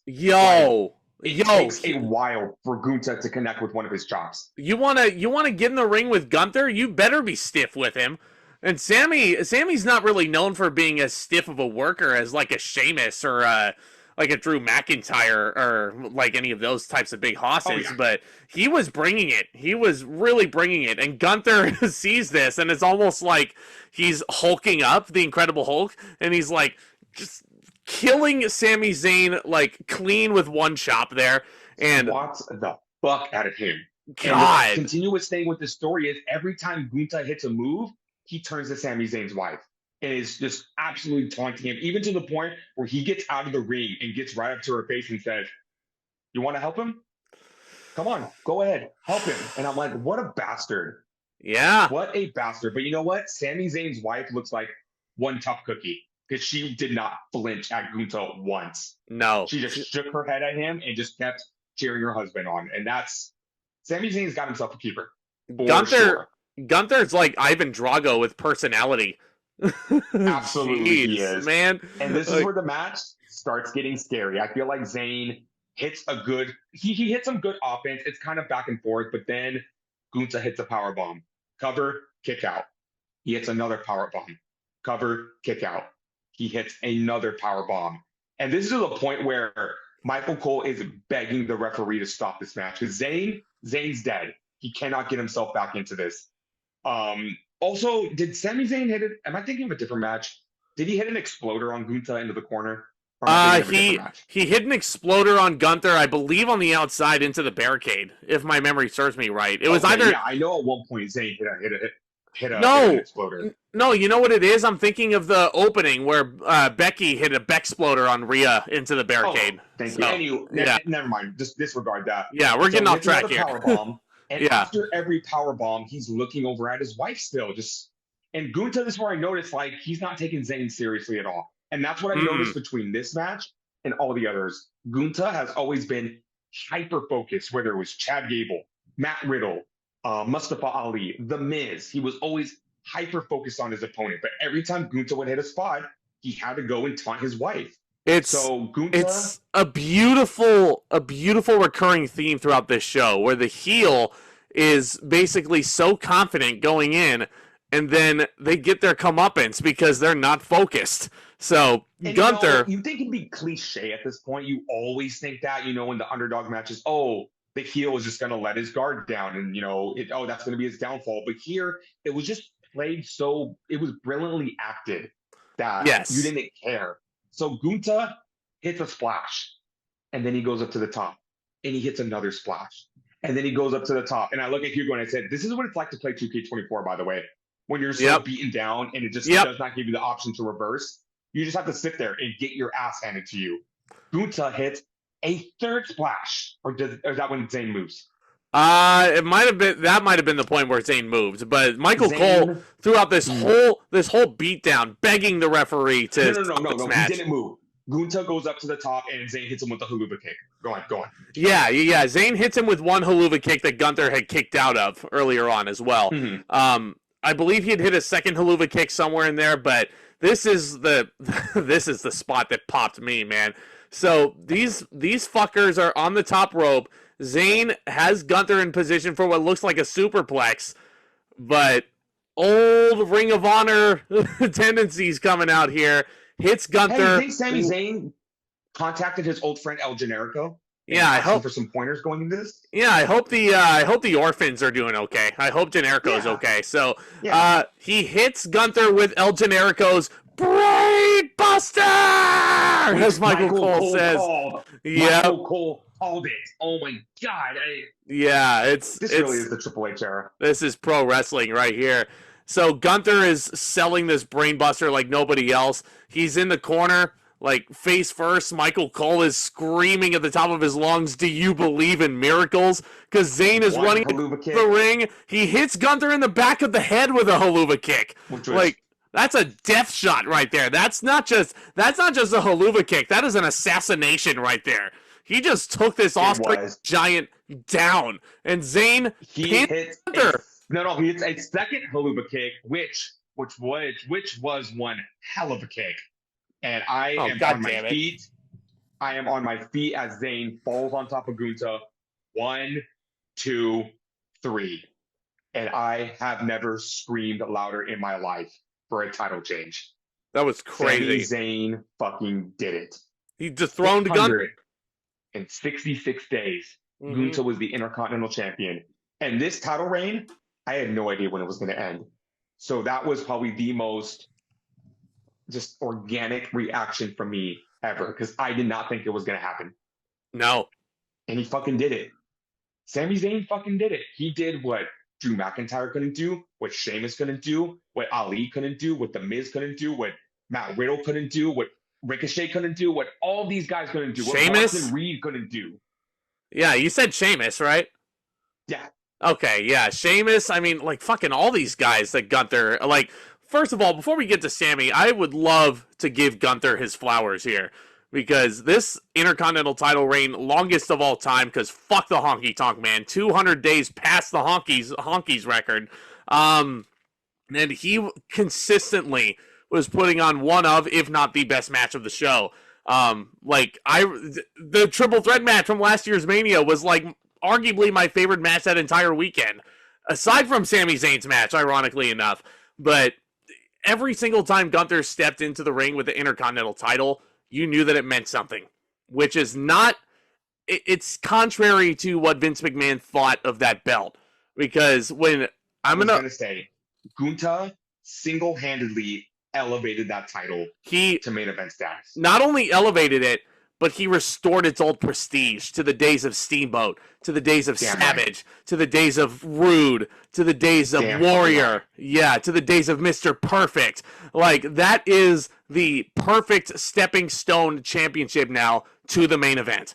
So now that Gunther has lost this belt, he's got a clear path. He's got a clear path to that world title. He's got a clear path to either one. Again, we got a draft, and Gunther could stay on Raw, absolutely, and battle for the World Heavyweight Championship. And I'm going to say this very subtly to not give away anything. And later on the view, who says he doesn't get drafted to SmackDown? Right. Just think about it. I would love that. And also, let me just put out a bold prediction right now, because they did announce that the next Saudi show was the return of King of the Ring, in addition to Queen of the Ring. I think Gunther's winning that tournament and getting a title shot at SummerSlam in some capacity. But looking back to the days of SummerSlam 2002. Yep. That needs to be a stepping stone for somebody to get to a title shot at some point. But yeah, Gunther. What a fucking match! This gets 4.5 stars. Yeah, 4.5 stars. Sami Zayn, unbelievable performance here. A very courageous underdog performance as well. Just these guys, I mean, they've had matches on free TV, which like were 4-star matches on television, which is nuts. But these guys go out there on WrestleMania and they steal night one, arguably. I would say this was so much fun. And I'd argue that if you can, technically speaking, man, arguably, I'd say this is the best match from Saturday. Okay. So arguably, that's definitely. Okay. Arguably speaking, yeah, you know, like just sure. on a technical wrestling term, like this was probably the best wrestled match on that Saturday.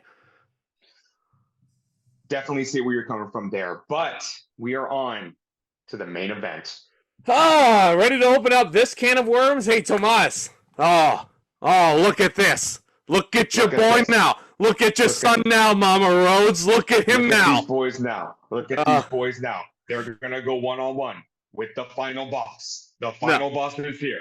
The final boss is here, and the tribal chief. The tribal chief is here with the final boss.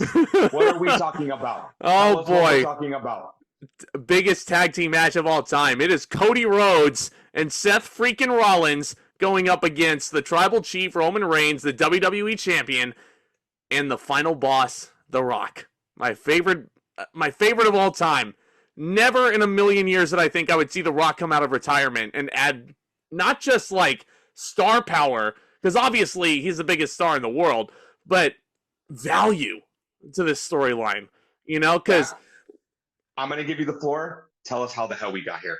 Oh man, let's take you back to last year, right? So Cody makes his entrance for this WWE title match against Roman Reigns. We're in there. We're excited to see Cody finish the story in SoFi Stadium. He gets the big coronation entrance, the whoa, all that stuff. He goes and hugs his wife at ringside.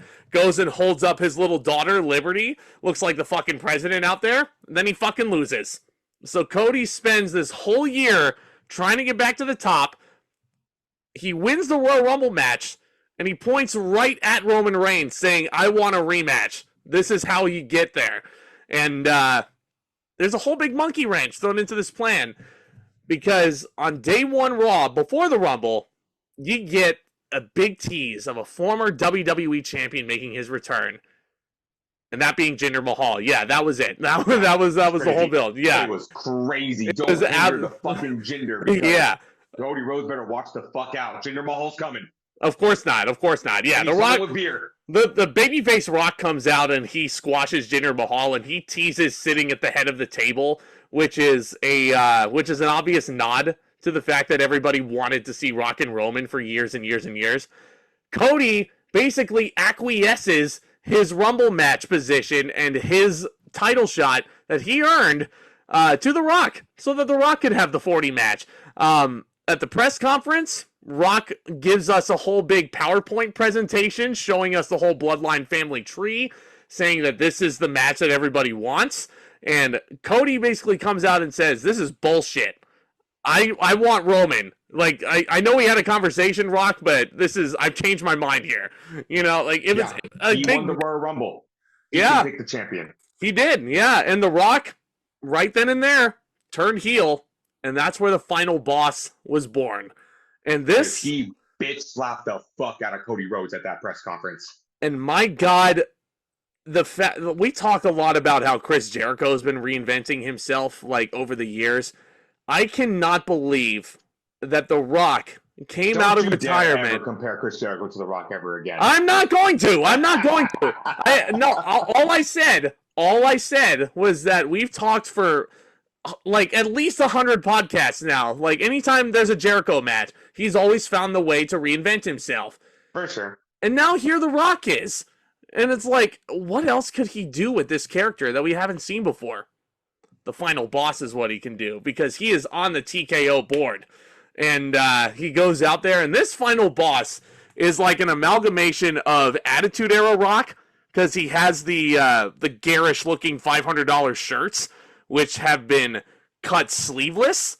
So he shows off his brand new Brahma Bull tattoo. He's got the muscles. He's got the big, gigantic sunglasses.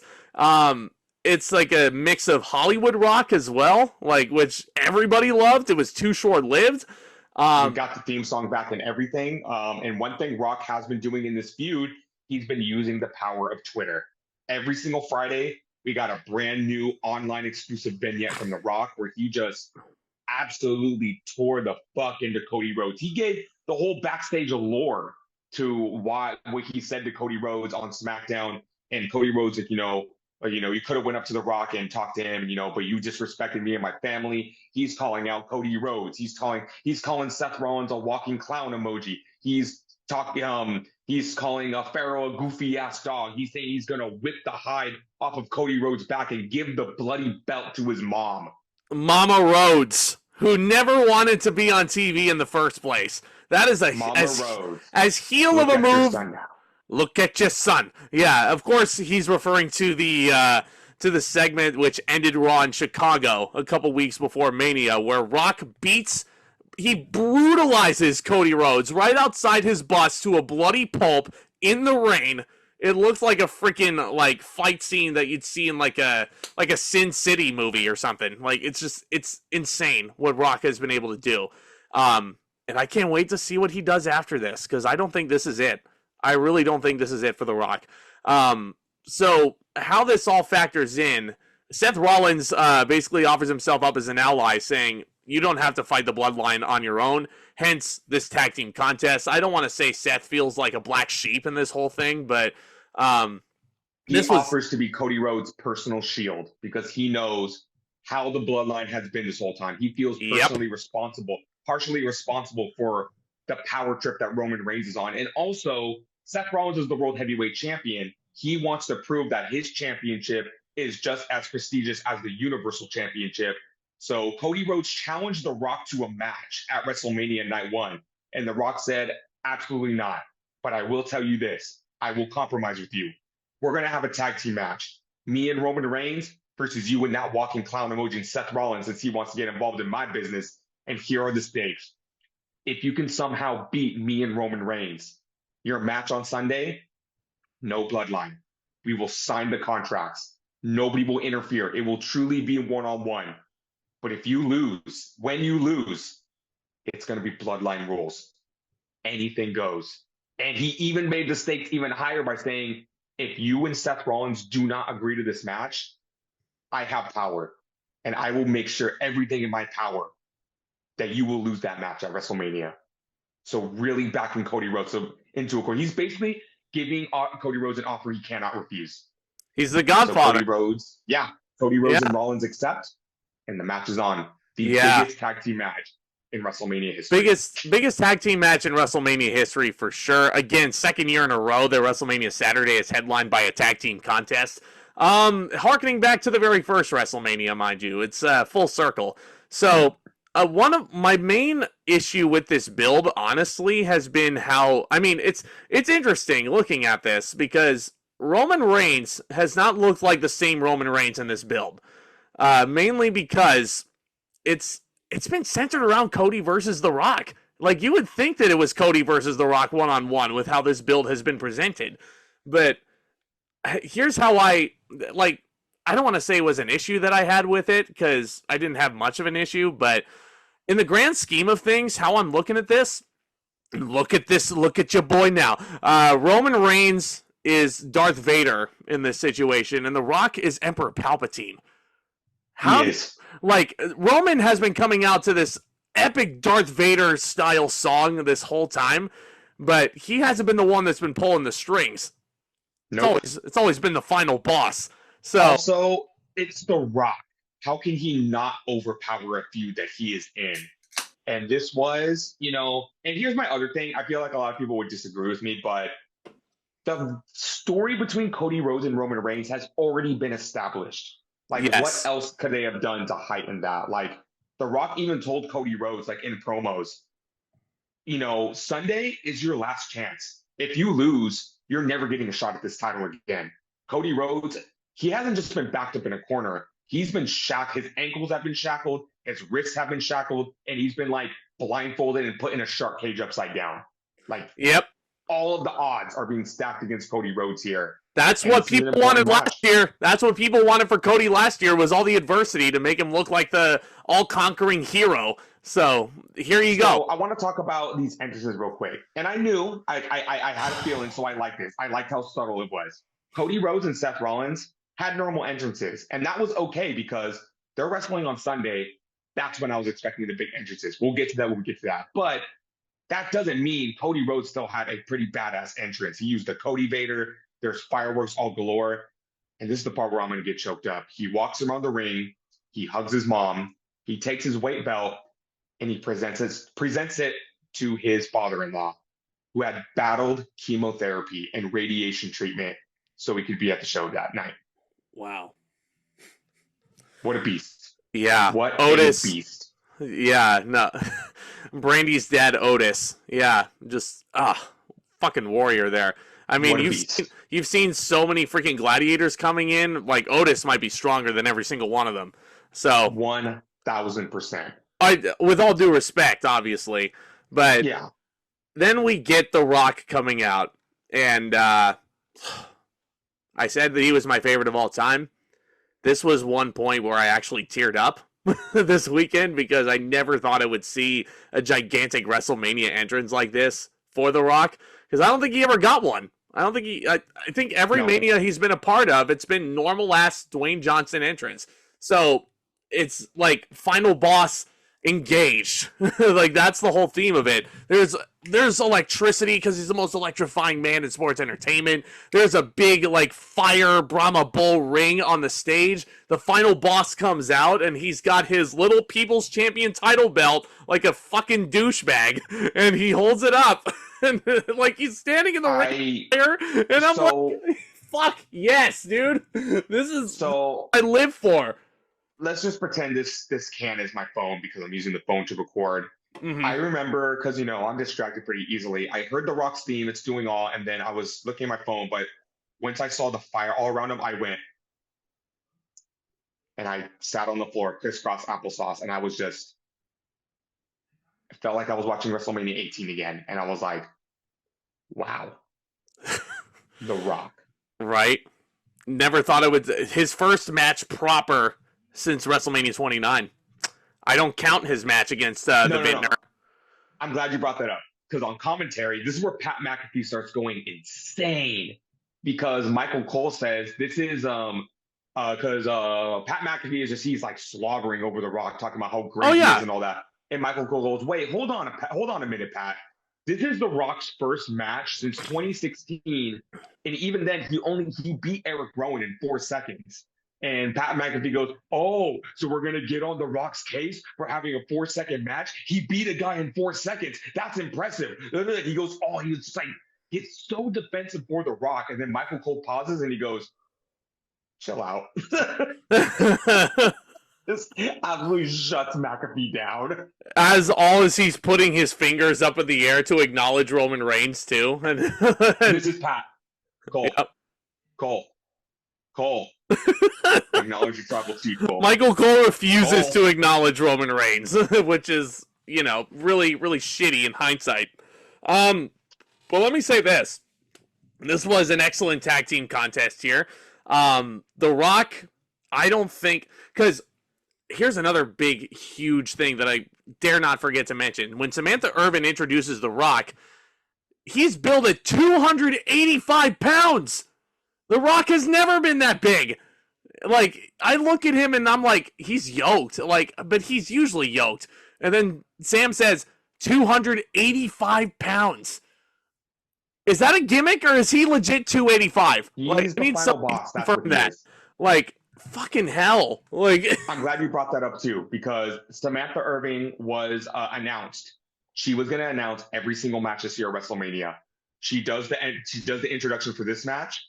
And, like when you're watching WrestleMania live, maybe you're not dialed in completely. There's things going on around you and you're just like in awe of WrestleMania. Watching it again, I remember she was done with the announcements and I go, holy shit. But then right after I got there, Michael Cole goes, Samantha Irvin is just awesome. And I'm like, give her everything. Give her everything. She actually the best fucking ring announcer in wrestling today. This morning, Samantha Irvin actually got a huge endorsement from the one and only Michael Buffer. That Michael is so fucking Buffer, cool. yeah. Michael Buffer called her the greatest ring announcer in wrestling history, and I'm like, what the? Greg put She her number deserves 2 everything. behind the Think. Yeah. And you know what? When Greg said that, I was like, I can't argue that. Because No. fundamentally, Think will always be my favorite. Think Yeah. just has that iconic voice from my childhood for big WrestleMania matches. Of course. But I'd be fucking damned if I don't hear Samantha Irvin and think, name another one better than her right now. No. The only thing that concerns me about her is like I hear her and I go, girl, give that girl a throat lozenge. I would just hate if she just blew out her voice. No. I mean, apparently she's a great singer as well. She was singing at Wale Mania this weekend. I've seen her on TikTok and she actually shares like voice techniques because people always ask her, how do you warm up before a Monday Night Raw? And she like goes through her whole routine. I'm like, I want to fucking meet her. I want to meet her. Me too. Irvin would be so fucking cool. Yeah. If next Mania trip, Samantha Irvin, if you're at the World, we want to meet you. Please. Yes. please sign up. So anyway, what do you think of this match? Yeah. I thought it was great. I will say in the beginning, it had a couple of issues getting off the ground because I get it. It's a huge tag team match. You got The Rock, which barring a 5-second match at Mania 32, has not wrestled a full-length match since 2013. He's got to get his feeling in there. You got Roman Reigns, who is the king of just that methodical structure of a match. And you have to build the drama in this match. Let me put this in perspective for everyone right now. This match is 45 minutes long. Yeah. So, longest match of the weekend. Yeah, pacing was everything. And I will say the match didn't kick into second gear until like 10 minutes in. So the first 10 minutes was like, okay, let Roman Reigns get in there and, tie it up with Rhodes and Rollins. And then The Rock got in there. And we see The Rock versus Rollins for the first time, which was insane. And then, they tease Cody and Rock. The match didn't kick into second gear when they started brawling on the outside. Cody is brawling with Reigns up the ramp. And The Rock is brawling with Rollins in the ringside area. He slams him into the steel steps. And the referee starts counting. He goes 1. The Rock looks at the referee and says, no. If you start counting, you're fired. I don't fuck around. And I'm like, that's a new layer that we've never seen. Yeah. That's a new layer because The Rock is on the board. He probably does have that power to fire a referee if he wanted to. And I love that layer. It was just like you just gave a great a plot. You actually really you introduce an element that makes sense in this match just to give them an excuse to brawl all over the place and not have to worry about disqualifications and count out. It gave them the freedom because The Rock needs that freedom. If you can constrict him to just the ring, I think the kinks in his armor might start showing. So if you give him the freedom just to do a brawl. And I love that. That was so great. Just the grovel in his voice. Just not only counting your fire. I don't fuck around. Like, holy shit. Not only is he this big 285-pound monster, big old Brahma Bull who could fuck you up, right? There's only one person in entertainment who has more of a potty mouth than the final boss that I can think of, and that's Deadpool. Okay? Yeah. It goes in terms of the most vulgar characters that you'll ever see in a big project like this. Number 1 would be Deadpool, and number 2 is the final boss. This character is fucking great. Everything about the final boss and his presentation and his new entrance and his music and his vulgarity and his the fact that he has no qualms about being crude on camera, and the fact that these guys don't have their finger on the button quick enough to bleep him out. It's great. It's fantastic. I heard the censor when he said, I don't fuck around. The censor came after that. So I don't fuck around. Yeah. And then bleep.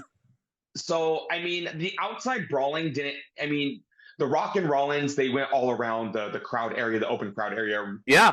Cody and Reigns went up the ramp, but they didn't really do anything. But then when they got back to the ringside, that's when shit really started kicking into second gear. And this is where the match got really good. This is where we got, spears and Cody cutters and curb stomps and frog splashes and rock bottoms and spine busters and all of the greatest hits you can think about. Superman punches, everything but the kitchen sink was thrown out in this match. And it was just the drama. The drama was great.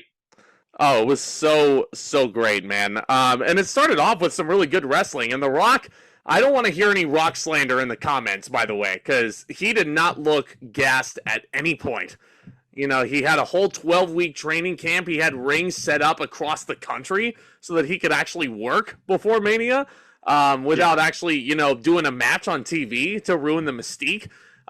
He kept in shape. He got fucking yoked. So, mad props to him, man. Mad fucking props.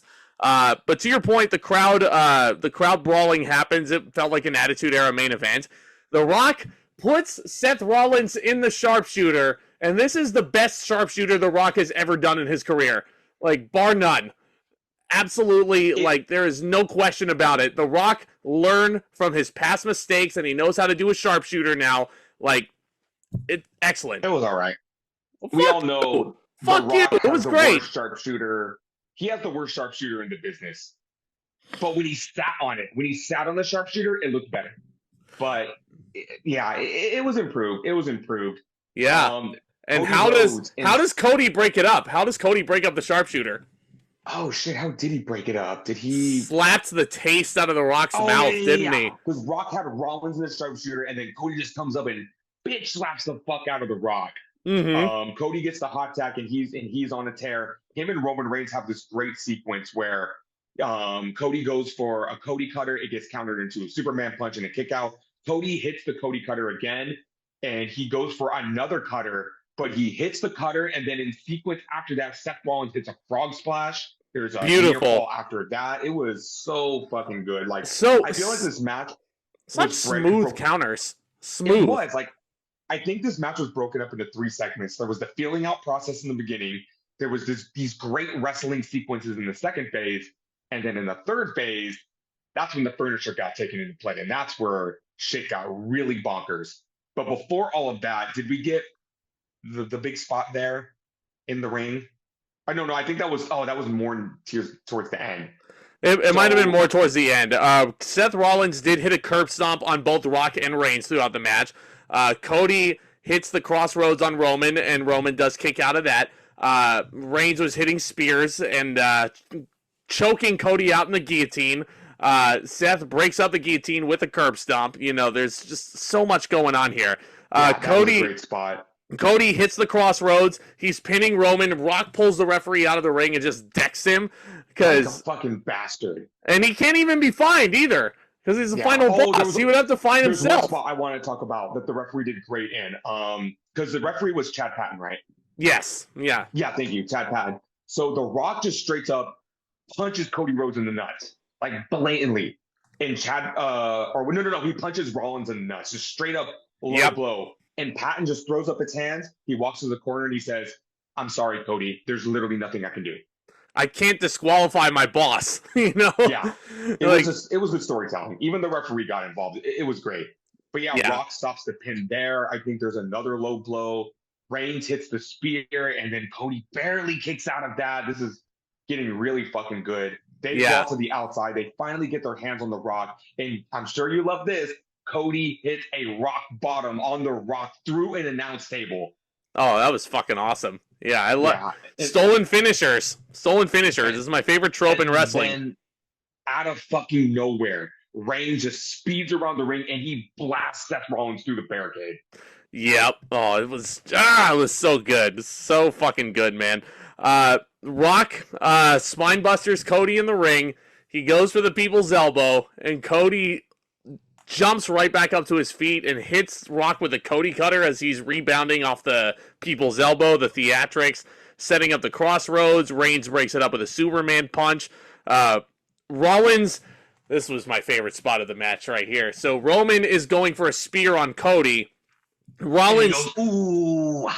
Yes, Rollins pulls Cody out of the line of fire, and Roman spears his cousin. And nobody has sold this spear better than The Rock. He he grabbed onto his chest, and it took me back to Goldberg's WWE debut when he took the spear from him, and how devastating he put over Goldberg's spear. Like, it just brought me back. Yeah, Rock is, if you're putting together a list of the best sellers in wrestling history, Rock's certainly up there in top 5 for me. Also, I think I got a little confused. I think the announce table and the barricade spot came after that, because I think the barricade spot took Rollins out of the rest of the match. Yeah, stereo pedigrees as well. My God, I love that. I thought that was gonna be the finish. So good. Rhodes going for 2 crossroads. He hits Roman with 2 straight in a row. He's going for the 3rd one. Referee is out of the line of vision. Rock whips Cody as hard as he can with the Mama Rhodes weight belt. Nails Cody with the Uranage slam, the rock bottom. And then he does the people's elbow, all while doing the Undertaker throat split. Throws real quick finger. I got a spot. When they were on the outside of the ring, Rock started whipping Cody with the belt. And what did he do? He walked over to Mama Rhodes. He showed her the belt. And Mama Rose looks at Rock and says, "That's bullshit." Look at your son now. Look at your son. Look at your son now. Look at your son. She was looking at her son the entire weekend. Look at this. Look at this. I'm going to make him bleed. The throat cut happens.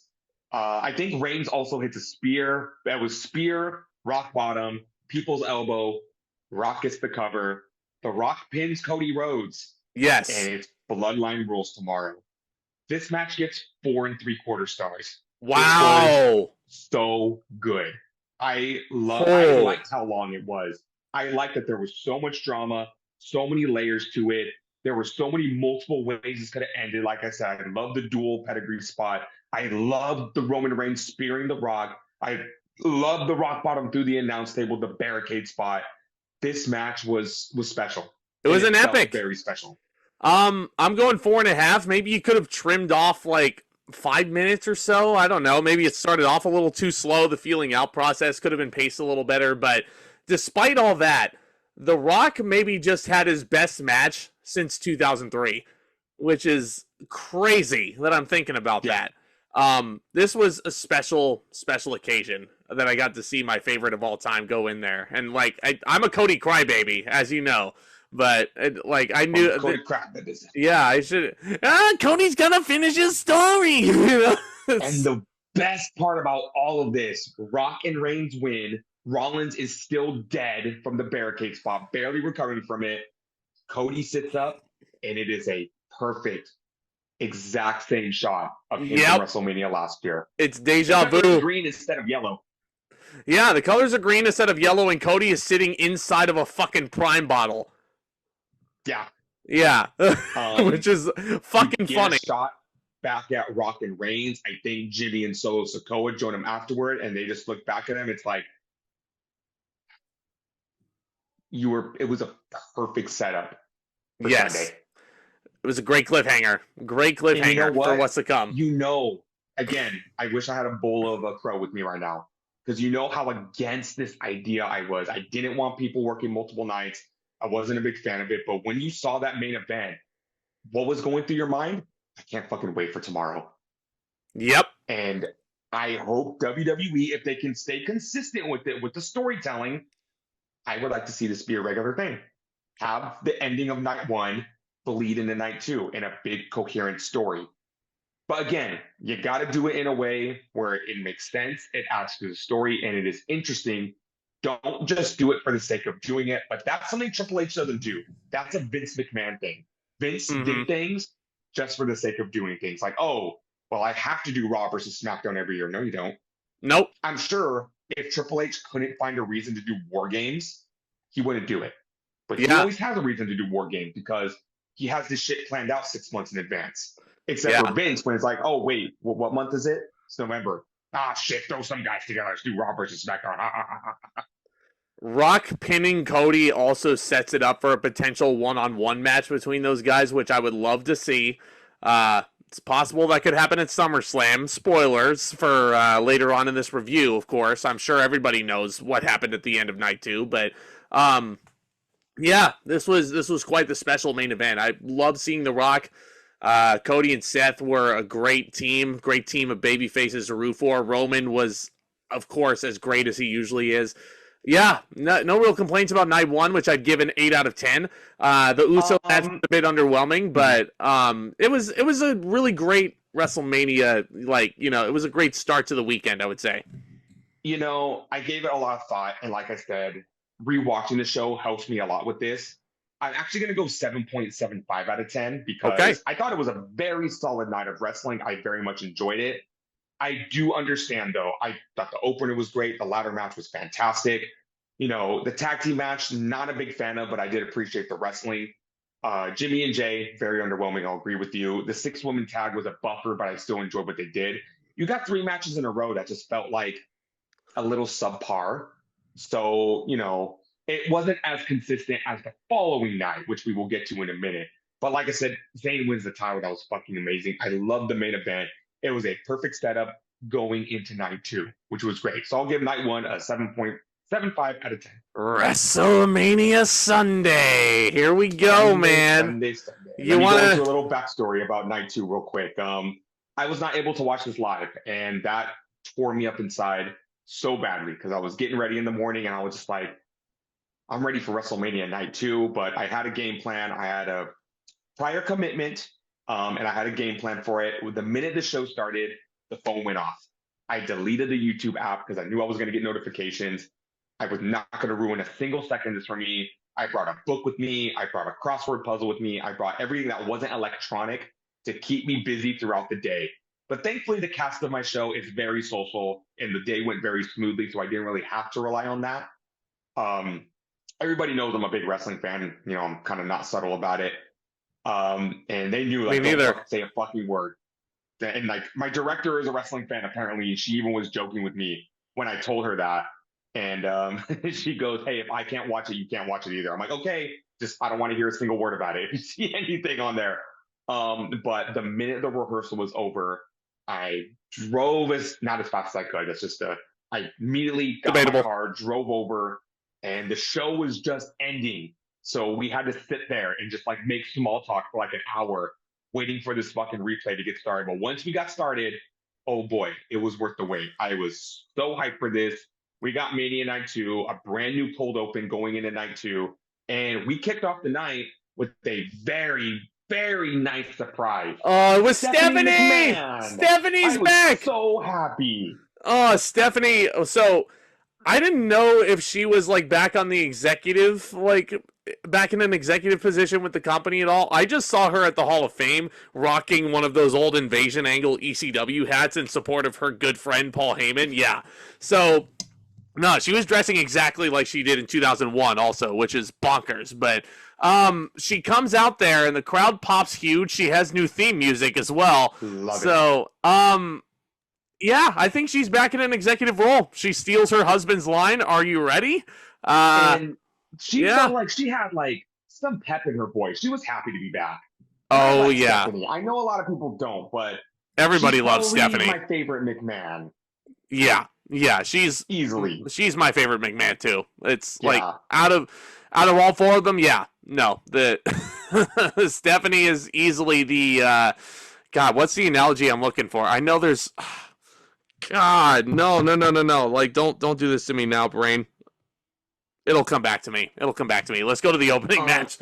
I feel bad because I can't remember who sang God Bless America. They were really good. The War and a Treaty. Thank you. Yes, a very talented R&B duo. They sang, God Bless America. It was very good. I have a question. Which one is War and which one is Treaty? Yes. So, good answer. Before we go into the opening contest, the weather was a lot nicer in Philadelphia that day. You could actually see the sun. There was no overcast. I knew from just the get-go, watching God Bless America, we were going to have a better lit night here than we did last night. But we go into our opening. Also, I went into this completely blind. Like I said, I stayed off my phone. I usually do know what the opener is, at least. That's kind of our routine. He knows the match order, but I always say, just give me the opener. I want everything to be a surprise. I do. No, I had no idea Seth Rollins and Drew McIntyre for the World Heavyweight Championship was opening the show. Yep. Rollins worked the main event. Now he's going to open the show. This was God, that's a exciting. brutal schedule, especially coming from someone like you, who I'm sure who works in like, you know, customer service and what have you. If you have to work a closing shift the night before, and then you have to open up shop the next day, that's got to be fucking brutal. And Seth Rollins had a not so good, very bad weekend. A very bad weekend for Seth. But like we said, to get quickly into how we got here, McIntyre wins the Elimination Chamber to get his third shot at the World Heavyweight Championship. Drew McIntyre is a menace. He needs to be stopped. He is just on a tear.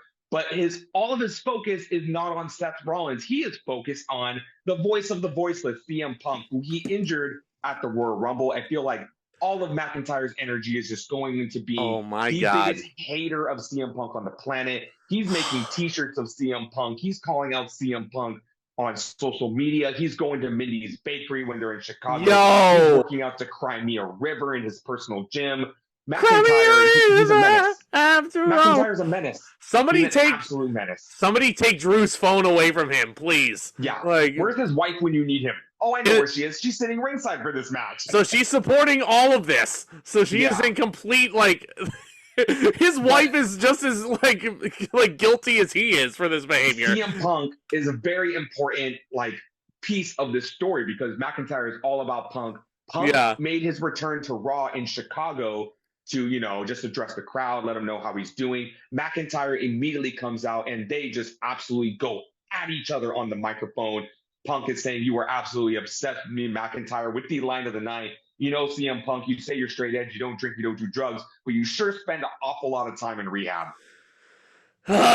This fucking heel Drew McIntyre is not only refreshing, but it might be the most fun villain that I've seen on WWE television in quite some time, just because I am so entertained by everything he's doing. That video that you referred to of him in Chicago, him going to Mindy's Bakery, just to take a shot at CM Punk because he wanted a snack before going to the building, and then he gets out of his car, he's recording all of this, he goes up to the door and he's like, "Well, it's closed. This is bullshit.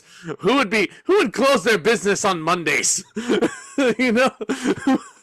It was perfect. And also, Punk calls out McIntyre for wearing a skirt, and McIntyre says, "Oh, careful, you're going to get yourself canceled, buddy. It's 2024. PG, brother. PG, brother." He sits cross-legged on the announce table, and he looks at the cameraman and says, "Stop looking at my kilt, you perv."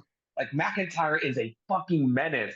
So much so that actually during the match, I know I'm kind of jumping the gun, but there's a point where Drew is kicking the shit out of Seth Rollins on the outside. He goes over to his wife, and I believe it was his brother sitting in the front row just to watch the match.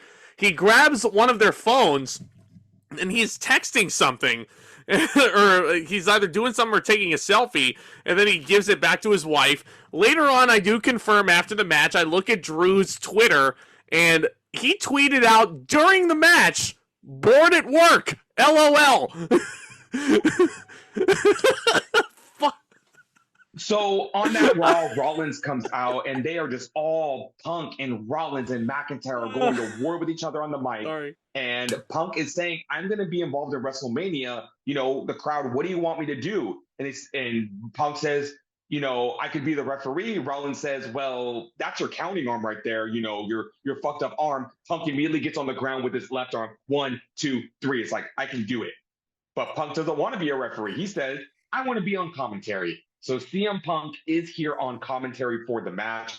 I'm surprised he didn't get an entrance, but I think this new, very just chilled out version, humble version of CM Punk is just totally okay with just, hey, I'm a part of this, but let's not make a big deal out of this. He's in a very nice suit. He's sitting on commentary. He's ready for this match. Drew McIntyre comes out with a legion of swordsmen and bagpipe players, and it's such a cool visual for McIntyre. Yeah, it almost made me think of an Undertaker entrance with how those swords were, hovering over him, and he's, going under it. It's a gigantic arch the whole way down. Seth Rollins makes his entrance with a whole big group of Mardi Gras people, and they're dressed up in the most New Orleans-looking drip I've ever seen. It was a cool entrance. I don't know if it fit here, though. I really It was don't. a Philadelphia jazz band. That's why it made Well, sense, because it was based in Philadelphia. okay, all right, all right, all right. It's Fair enough. their drip to. All It'd right. be different if they straight up just did a Mardi Gras with the beads and the jazz players and all that. But it was a Philadelphia band, and Seth Rollins is in the craziest outfit like to date. Like Seth you know, Rollins. Seth Rollins makes a tribute to Cards Against Humanity by adding a really cool hat to his drip. I love it. Yeah, You you want to know? talk about Hugo and his Nostradamus ways? Yeah. He sees McIntyre comes out and he sits there and goes, McIntyre's going to win. How do you not win after that entrance? But then Seth Rollins comes out and he goes, actually, I changed my mind. That was a cooler entrance. Yeah. There's like 50 players in this band because they all surround the ring. And it's like, what the They all fuck? surround It the was ring, quite the and visual. they parade around the ring, and they're high fiving CM Punk on the way around. And Punk is like, "Oh man, I don't like his costume. I don't like that costume either." Punk is a fucking menace on commentary. We'll get to that in a second. But I want to talk about the opening of this match. Samantha Irving is back again. She's ready to go. She announces the match. The bell rings. Drew McIntyre hits the fucking Claymore. Immediately. I need to describe this to you. He hits the Claymore. I get up. He covers him. 1, 2, kick out. I literally run and I bury my face into the couch. And I stay there for like 30 seconds because I had a fucking heart attack with that spot right there. I did not see that coming. You had Sheamus and Daniel Bryan PTSD there. Dude, that's what Hugo told me. Like, literally, once we finally calmed down for me, he goes like, I was fucking scared that was going to be a Sheamus and Daniel Bryan moment. And I was like, God. I was not expecting the match to start off that way. But the minute it did, I was like, we're in for a good time. Very good time. And just to bury the lead just a tiny bit, these guys only get 11 minutes. They do. It was fast and furious right from the get-go. High octane action. They're brawling all over the place. Seth Rollins hits a curb stomp, not once, but here's my main issue with this match. I feel like it was very finisher spam heavy. Yes. Yeah, I feel like because Seth, it took 5 claymores to put him down. And I feel like that may be a bit too many. Drew hits the future shock also, like right in front of Punk, and he makes sure to point out, remember this move? This is what hurt you. Also, Rollins does hit a curb stomp on the announce table. Oh, that was brutal. And I am so mad that CM Punk didn't say something like, don't knock over my Diet Pepsi. Seth, you spilled my diet soda. You spilled my diet soda. If he said that, I would have popped so hard. Yeah. But, I thought Punk was great on commentary. I thought he blended in pretty well. He wasn't like bringing attention to himself because that wasn't Punk's motive in this match. He was like, you guys wanted me on commentary, so here I am. Yeah, exactly. So they get back in there. Drew is zeroing in on Seth's knee, which he had aggravated in the previous match. And they just continue like throwing big moves at each other. Drew hits the 4th Claymore. Seth continues to kick out of Claymore kicks. He's killing the Claymore quicker than the Fiend killed the curb stomp. I don't know. I definitely see what you mean. 5 was a lot. And when he kicked out of the 4th one, I was like, holy shit. And I do kind of have a little bit of a nitpick about this spot in general. I don't know why Rollins did the fucking Ric Flair WrestleMania 24 spot, because Rollins is like getting to his knees and he's like, come on. And I'm like, Rollins, if you have the energy to do that, why don't you just fucking move out of the way? You know he's going to just keep spamming the Claymore until you stay down. So McIntyre hits another Claymore. And, this was weird because McIntyre gets the win. And you got to understand, Hugo's the biggest Seth Rollins fan on the planet, and so am I. So it was a little deflating to see, like, fuck, that was the end of his title run. It was a great match. I loved it. I'm going to give it 4 stars. I thought it was really fun. It was really fun, high octane. I really enjoyed the energy in the match, and the kick off the match the way they did was pretty good. Well, I will give my rating for this when we talk about the segment as like a whole, but I definitely very much enjoyed this. It was, it was fast and furious out of the gate. Drew winning absolutely was a very cool moment, and it was great to see him get that moment in front of fans, winning a world title. I was going to go into that because after that, McIntyre wins, and you could see the sheer joy on his face. Like, He broke kayfabe. He was so happy. He was looking around himself and be like, damn, this was what I was supposed to have 4 years ago. You know, yes, it was the opener. Yes, it's a different title, but Drew McIntyre so much deserved this. And he did this great spot where the referee held out the title and McIntyre goes, like, is this real? Is this real? Like, is this actually happening? He grabs the title. You know, I do like that he goes and he kisses his wife. And this is something I didn't notice. Rollins left the ring and he was for shoot crying. And he looked over at McIntyre and he said, you fucking deserve this. Yeah. Like, it was a torch passing. But McIntyre just can't leave well enough alone. He can't help himself. Right to CM Punk. And he holds the title in his face and he says, look at it. Look at it. Because this is the closest you're ever going to get to this title. If you come back, I will end your career. Don't even think about coming back. And Punk is hilarious because Punk looks at him and goes like, you know, I can't hear a single word you're saying because I'm wearing a headset, right? Yeah. And then McIntyre gets on the table, squats down, and puts the title right in his face. And Punk goes, yeah. Congratulations. Have fun taking selfies with that title. Right? Have fun taking selfies with that title. And Drew is like looking at the cameraman and he's like, get over here. I want this framed on my wall. CM Punk. I mean, Drew McIntyre is a fucking menace, but CM Punk snaps. Yep. CM Punk trips Drew McIntyre. He takes a flat back bump on the table. Punk takes off his cute little arm brace, which he's using to rehab his torn triceps from the Rumble. He throws Drew into the steps. He doesn't get too physical because I don't think he's fully cleared to have like... Well, he replaced his brace and then he clotheslined McIntyre. So I was like, did I just get swerved? Was Punk not hurt this entire time?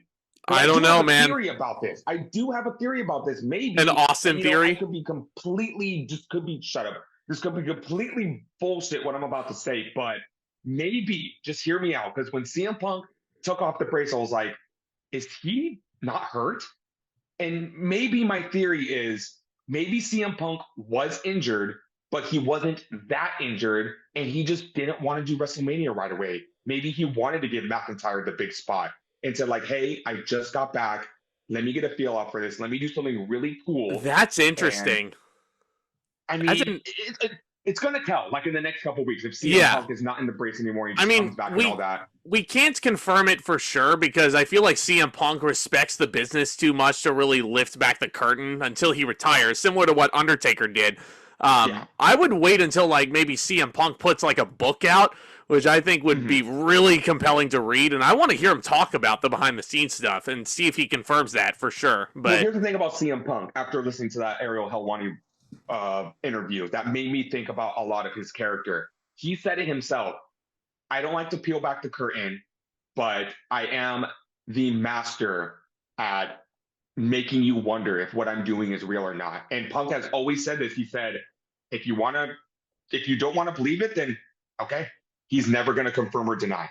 If you want to make assumptions about him, okay. Excellent. You go right ahead. Yeah, it was a really fun match to open the show. Drew McIntyre can't help himself. He's celebrating in front of Punk. He's gloating. Punk does the whole thing where he attacks Drew. He throws him into the steps. And all of a sudden, Damian Priest runs out with his Money in the Bank briefcase and a referee, and he runs all the way around the ringside area, smashes Drew in the head, and CM Punk looks at Priest as he's running down, and, like, this is meme-worthy. This is after he had, like, did the Money in the Bank 2011 gimmick, like, blow a kiss to Drew's wife. He looks up the entrance, and he smiles such a shit-eating CM Punk grin. And Damian Priest attacks Drew, and he says, I'm cashing this in right now! And I don't want to hear anyone say, oh, CM Punk is in cahoots with the Judgment Day. No. This was a big, heaping, steaming serving of karma. All Drew McIntyre had to do was walk the fuck away. It was a final walk away. It was a final fuck you to Drew McIntyre, basically. So what happens is Priest throws Drew in the ring. Samantha Irvin is shocked as she announces Damian Priest is cashing in the contract. Priest hits a huge chokeslam on Drew and pins him. Outside of heaven. Yeah, no, I know what I said. Damian Priest is the World Heavyweight Champion. The bisexual Undertaker has done it. Finally. After You know what? all this time. After all this time. You know? I love Drew McIntyre. Let me get that out of the way right now. I love him. I love how he has rebuilt himself after leaving WWE and coming back. He is one of my favorite people on the planet, and I don't want him to leave WWE. I want him to stay. But I'm not going to lie, I popped more for Damian Priest. For a few reasons. Number one, first Puerto Rican champion in 50 years. Fuck yeah. Number two, just his ascent to stardom has been so fucking cool to watch. Yeah. And to see him, I love the cash-ins. I just love them. I have a soft spot for them. They're some people say only the second time in WrestleMania history that a Money in the Bank cash-in occurred there too. He damn near looked like Rollins running down to that ring. It's like Rollins. Oh, the irony! Torch to that group of guys, to the the irony, to the Punk, to the McIntyres. Yeah, it was really fucking cool. Priest wins the title. He comes back up the ramp. The Judgment Day there is there to greet him, and I'm looking forward to seeing what Priest is going to do with this title on Raw. Rollins is still in the mix. McIntyre is going to be hella pissed. We don't know what CM Punk's status is, but the minute CM Punk is back in the mix, obviously he's going to feud with Drew McIntyre first. But when he's done with that feud, CM Punk's going for that world championship. So I think a Priest and Punk feud would be very fun. It would. It depends on how. I'm looking forward to seeing it because I would like to see Priest have like a healthy run with this title. Yeah. So I'm looking forward to this. It's a new era, but we cannot. Seth Rollins, first world heavyweight champion since then bringing back the championship. Mm-hmm. One hell of a run. He really made that the workhouse title, and he made up for the fact that his first title run got cut very short due to his injury. So Rollins is the fucking man. He has earned this break. The only reason I'm sad is that he lost twice at Mania. This was not that weekend. It was not a very good weekend to be Seth Rollins, that's for sure. But he deserves his flowers as well. This whole segment gets 2 thumbs up. It's honestly like my favorite opening to a Mania probably of all time. Aside from, ironically enough, Mania 10, which we just talked about between Brett and Owen. Just incredible stuff. Damian Priest is celebrating on the stage with the Judgment Day, and they're all elated for him. Him and Rhea now have matching championships. They look like the tag team champions right now, the mixed tag team champions, which is fucking cool. Only thing that would make this cooler, and I don't want to see this cut short, is if Balor and Dom win the Raw tag team titles. And then the Judgment Day is draped in gold. Man, don't tempt me with a good time. Don't tempt me with a good time. Dom and McDonough too, but I don't know. I think Balor. You know what? You know what? I'll do you one better. Priest and Rhea hold on to their titles for a while. Finn and JD win the tag titles because everybody's been saying JD looks like Finn's little brother. And Dom wins the Intercontinental title. Dom beats Sammy for the IC title. Ooh, don't tempt me with a good time. Don't tempt me with a good time. Think about that visual. If you thought the Payback visual was awesome, that would be even better, I think. But again, I agree. Remains to be seen. I'm very not a big fan of having your cake and eating it too. But WWE pulled it off because look what they accomplished in this match. Seth Rollins and Drew McIntyre had a banger match. McIntyre finally gets his big win in front of people for the championship. CM Punk gets involved. They further that feud between Punk and McIntyre. Damian Priest catches in. Everybody got their moment. Awesome. And CM Punk, after the cash-in happens and Damian Priest wins the title, he is sitting crisscross applesauce on the announce table, and he's like, good job, Drew. Good job. I looked at Hugo and I said, McIntyre, all he had to do was fucking walk away. All he had to do was just leave the building and not talk shit. Well, also, speaking of Drew's wife and brother, his brother tweeted out after that they left the stadium and they flipped off the stadium and said, "Fuck this, we're not watching the rest of the show." They were mad. Yeah, and then Drew quoted his tweet that he put out during the Seth match, and all he said was, "Fuck." That's all he said. Karma. Yeah. Fucking karma. He talked too much shit these past couple months. Yeah. I'm looking forward to the McIntyre and Punk feud. That was such a fantastic way to kick off the night, and that was such a good sign of things to come because we're going to go into what I thought was a very fun match. Yeah. Philadelphia street fight. It's Bobby Lashley and the Street Profits, Angelo Dawkins and Montez Ford with B-Fab taking on the final testament. We're finally getting the blow off to this feud. Karrion Kross and AOP. There's really not much build-up to go into this. They're just, first of all, fighting for months, and now they're going to have a street fight. Before we get into this match any further, you get some more celebrity involvement here, which is very important. Samantha Irving announces the second straight guest commentator on WrestleMania Sunday. It is Snoop Dogg, the host of last year's WrestleMania, with the Snoop Dogg Championship, which Tomas has still yet to purchase.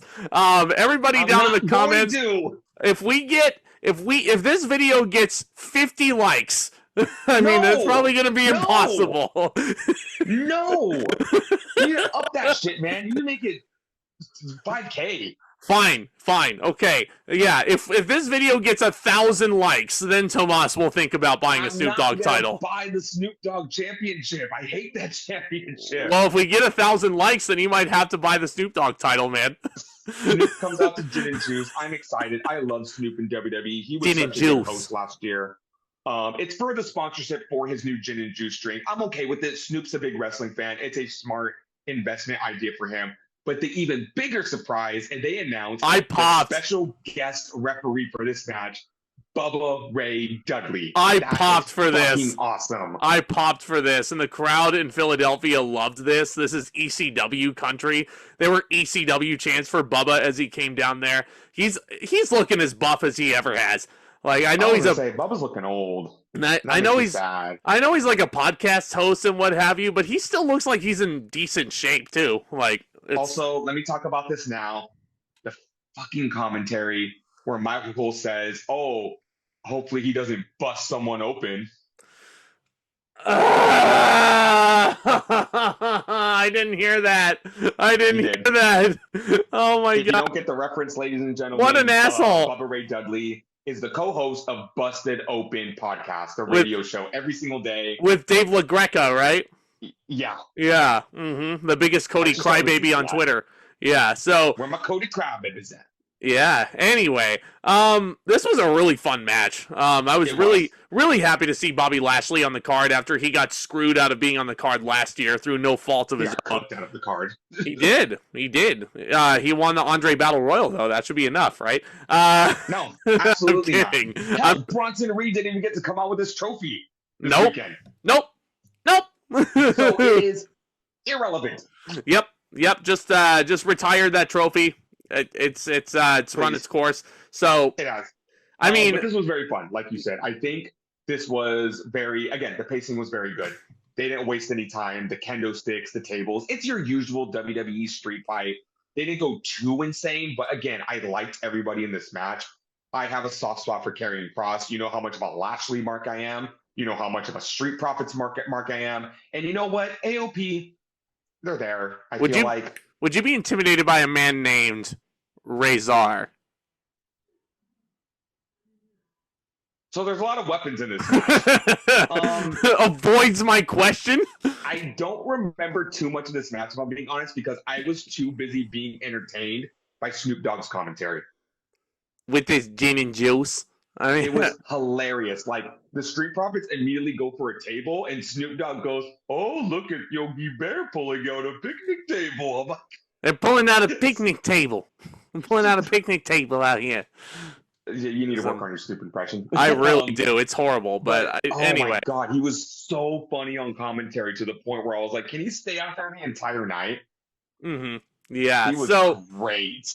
Anyhow, the Final Testament mug Bobby Lashley with kendo sticks. Like, all three of them are wailing on this guy. Dawkins runs in and makes the save because you can't sleep on Dawkins ever. They maul him. Yeah. They maul him, and then Montez comes in. Tez looked awesome in this. He freaking runs clear across the ring and clears not just the turnbuckles, but the ring post, jumping over it. He got some height there, and he clears all three members of the Final Testament. Paul Ellering is getting involved. You know, he's distracting Bobby Lashley. How crazy it is to see Paul Ellering WrestleMania in 2024. That's nuts. I didn't even think we'd see Authors of Pain back either. Yeah. Their first WrestleMania match, which is nuts to think about. B-Fab and Scarlett both get involved. Let's just get that out of the way, Tomas. Absolutely. There is a Russian leg sweep through a table on the outside by BFAB. I thought that was cool. Wow. BFAB. Yeah. I'm going to be perfectly honest with you. Not counting Swerve Strickland, BFAB was my favorite in Hit Row. Oh, yeah. Hit Row. She had more charisma than both of those good clowns combined. Yeah, well, she can at least go over the top rope, unlike AJ Francis. But let me guess, AJ Francis should win the Andre the Giant Memorial Battle Royal. Yeah, because he can't go over the top rope. He can't go over the top rope. AJ Flop Dollar versus Michael Cole at WrestleMania 41. Book it, cowards. Yeah, do it, please. Do Michael it. Cole should go over clean. Re-sign him just so Michael Cole can pin him clean. I would love that. I don't want to talk about Flop Dollar. Let's get back to this match. Yeah. So it gets kind of interesting because Karrion Kross hits what looks like his finishing maneuver, the Saito suplex, and Bubba Dudley, who was a very impartial referee, like he was calling things right down the middle. I thought he was excellent. And then Karrion Kross starts pinning Lashley. It's a fair 2 count, and Karrion Kross then starts getting in Bubba's face. And that is not something you want to do to an ECW legend in the extreme capital of the world. Because in Bubba's pocket were his old school sunglasses. And it's almost like Bruce Wayne turning into No. This is a better comparison. It's like Bob Parr turning into Mr. Incredible. Because once it's on that mask, then shit's going down. You know? Like, you know that somebody's about to get their ass kicked. Like, somebody's about to get their split. This is where Bubba starts directing traffic, and the Profits get crossed down, and he goes, let me teach you a little something me and my brother Devon used to do. They go to the top rope, and him and Dawkins do the wada. And they do the diving headbutt into the crotch, and then all 4 of them, 1, 2, 3, get the tables! The only thing missing, 2 things missing, was Devon and a Dudley death drop. Yeah. I was waiting. I was waiting for Tez to like do a 3D or something, but you know the Dudleys are my favorite tag team of all time, so I was like, this only thing missing, and this would be perfect. Yeah, they didn't set the first table up properly though, because it just fell over and Kross just went right through it. It was a botch, and then Bubba was like, "That's okay, just get another one, get another one." Yeah, you know what? That was shitty, but I don't think it ruined the flow of the match. Like it was. Crowd was really into it, so they weren't like, they didn't even chant like you fucked up at them, so they were having a good time in this. Oh yeah, no, they chanted you fucked up at a different point, which was way funnier. But Montez hits one of the biggest frog splashes I've ever seen in my life on Karrion Kross, and then Lashley gets the pinfall. And I wish that was Tez that pinned him, because I don't think Lashley needed like, Lashley is already an established star. So I feel like if you had Montez get the pin on Karrion Kross, then at least that's something that could help potentially maybe position Tez as the single star of the future down the line. But yeah, for sure. And this is what I was talking about earlier with splitting up the tag team titles. The Street Profits really have nothing to do right now because, you know, they had their run with the tag team titles, and I don't think that's a direction for them to be the tag team in WWE. Now they're SmackDown tag team titles. You know what? Fuck it. Slap them on them. They can feud with AOP. Exactly. Easy. Easy peasy. So I'm going with 3 stars on this one. It was a fun enough match. I love seeing Bubba in there. I thought if these guys just had a normal 6-man tag team match, it probably wouldn't have been as fun. So the street the street fight stipulation definitely added a lot. So thumbs up for me. I'm gonna give my rating, but then let me explain why before you react. I'm gonna give it 3 1/4. Okay. 3 stars for the match. The extra quarter for Bubba Ray and Snoop's commentary. It was just so fucking endearing. I love it. Fair enough. And Snoop is the best WrestleMania host of all time. That's not just biased because we were there. He was the most involved. And you know Snoop loves wrestling. And after the match, Snoop's not even subtle. He's just like, well, you know, I got to go back to the green room and, you know, do the green thing. And I'm like, Snoop, why don't you just say what you're going to do? Again, Lashley and the Profits back there. And we know what you guys are doing. And Michael Cole goes, do you want to just stay out here for the rest of the night? And then, goes, oh no, I got to go do my thing. And then RVD is probably waiting for them back there. So, did I say that out loud? So was Matt. Oh wait. And so is Paul Heyman's son. So is Matt Riddle. Yikes. Yikes. Fucking relax, man. Fucking relax. In an alternate universe, Matt Riddle's in the main event of this Mania, so yeah. Think about that. No, think about it. No, I'm good. No. I'd rather die. He'd rather die? Fucking hell. He's just an indie guy now, but anyway, up next is a match that I thought would be the sleeper match of this weekend. And it was. It was. Damn right it was. Okay. LA Knight, yeah, against AJ Styles, yeah. Oh wait, no, that didn't work. That didn't work. Styles. No, I was gonna say yeah to both of them because I love both of them. This feud has been very fun. It felt like a feud that kind of rose up out of nothing, but at the same time, these guys are making the most out of it. Styles is a hater. He's the biggest hater I've ever seen. LA Knight works that Elimination Chamber match in Australia. AJ Styles does not qualify for this fucking thing, and he flies all the way to fucking Australia just so he can fuck LA Knight out of a title match. Like, I mean, sure. Come on. Come on. You can't think of a bigger hater than that. But so you think it would be like your standard build, they would just talk shit to each other, but no. Every week they got into a different brawl. Number one, AJ Styles isn't there, so LA Knight challenges him to a match. The second week, Styles just straight up attacks LA Knight backstage with a chair and accepts the challenge.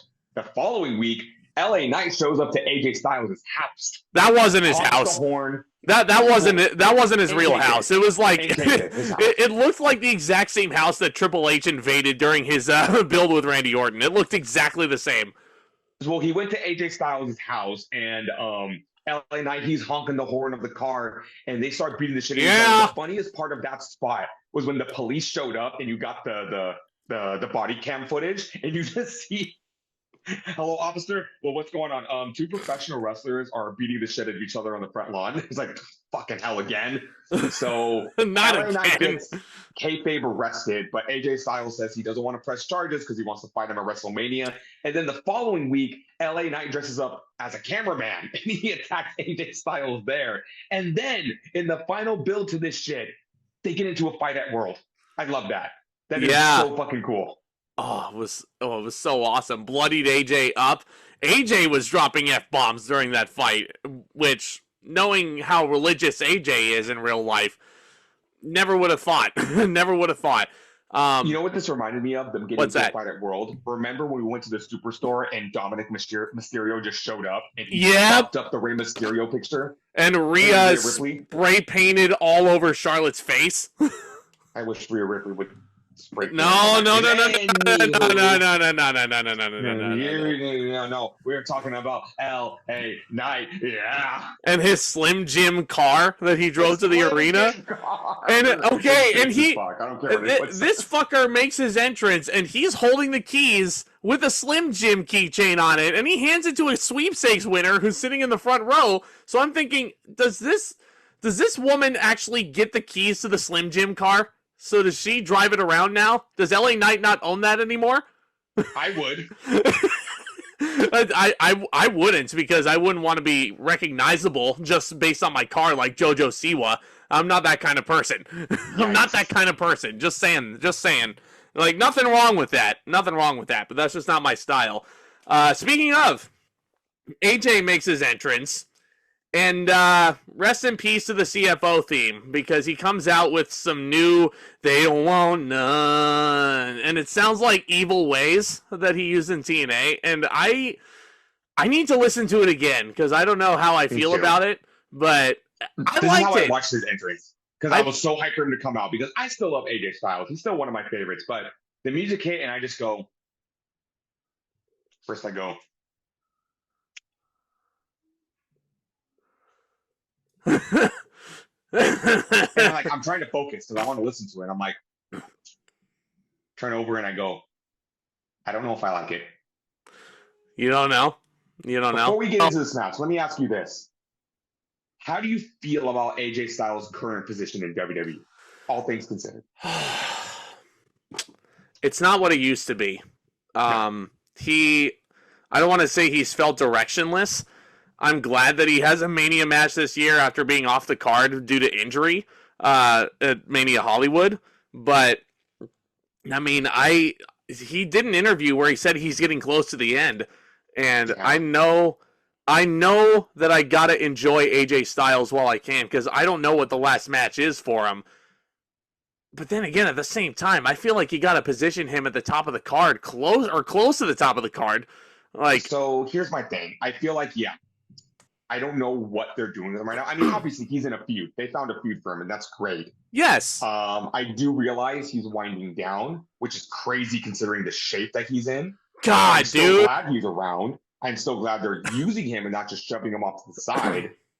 I don't know how I feel about this character direction he's going in, because I feel like he was babyface for like 6 months, and then they just went right back to him being a heel.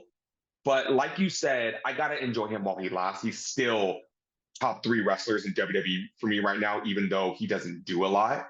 Because I'm a big AJ Styles mark, and it's crazy because we say he's winding down, but he's in, pun intended, phenomenal shape, and he's still firing on all cylinders in the ring. This was a good match. It was. I would argue it's a great match. Yeah, I know LA Knight minutes, and they used those 12 minutes. Yeah, LA Knight, I know he might be dogged on by a good chunk of this community because he's more known as a talker and a better promo than he is a wrestler.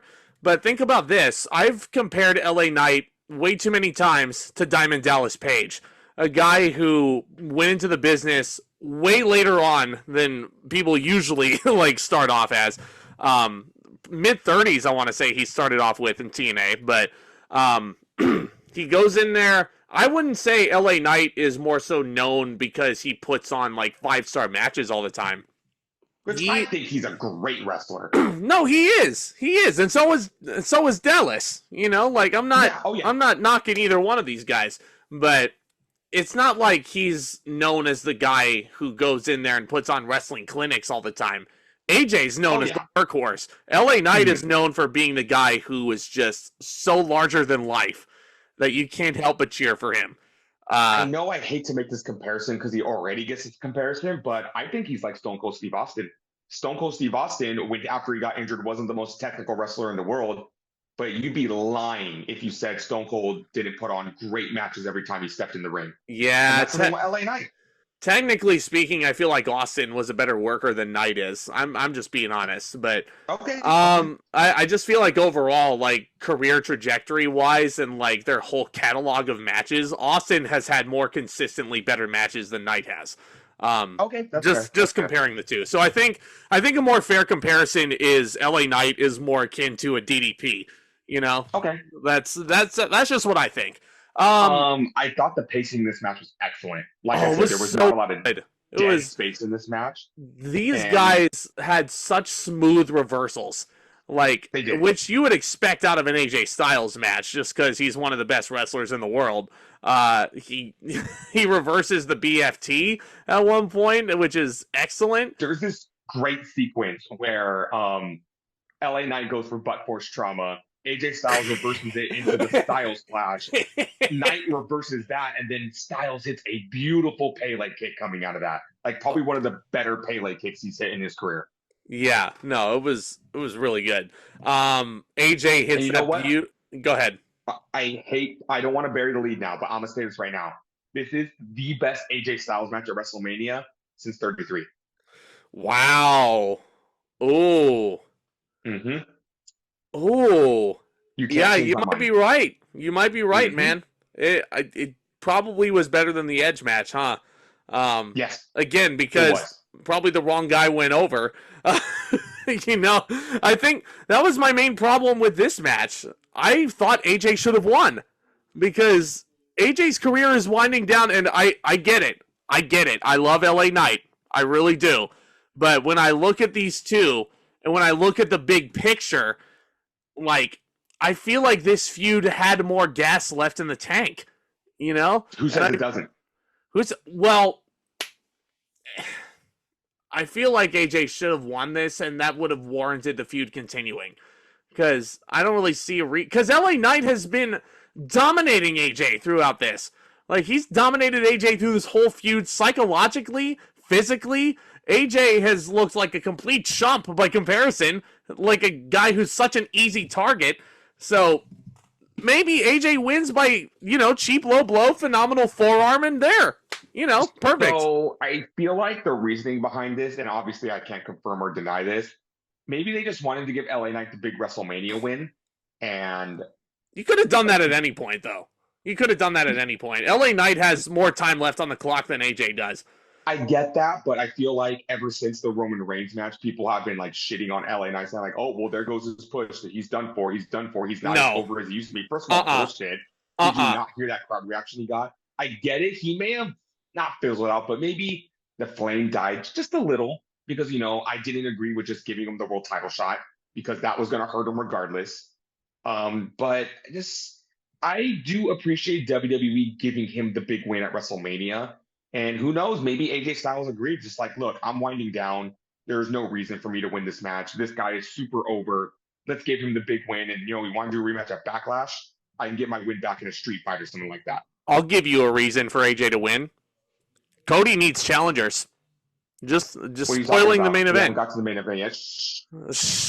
Yeah, everybody fucking knows what happened. Yeah, no. Jesus. All right. Called immersion. Yeah, well, anyway, great chemistry. LA Knight was so fucking athletic in this thing. Like, the back suplex off the top where AJ completely flips over. Like, it was great. AJ is one of the most fearless minds in this business. But the thing is, AJ knows when to toe the line. At like, okay, this is too risky. Like, oh yeah, if again, like, I kind of harken back to Elevation X, where he was like, just jumping around on the scaffold, like, hitting drop kicks on Rhino. And I'm like, if you had asked AJ to do a backflip on Elevation X, he would have tried it, and yeah. He absolutely tried a backflip off the top rope out of this German suplex. And, man, it looks good. Man, it looks good. Let's just say there's a reason why Styles doesn't do spiral taps anymore.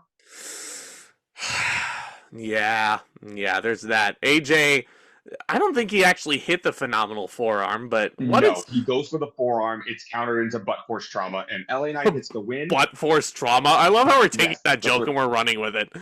Oh yeah, I'm gonna give it 3.5 stars. I thought it was very fun, very fast paced. It surprised me because I didn't think a lot of this match going in.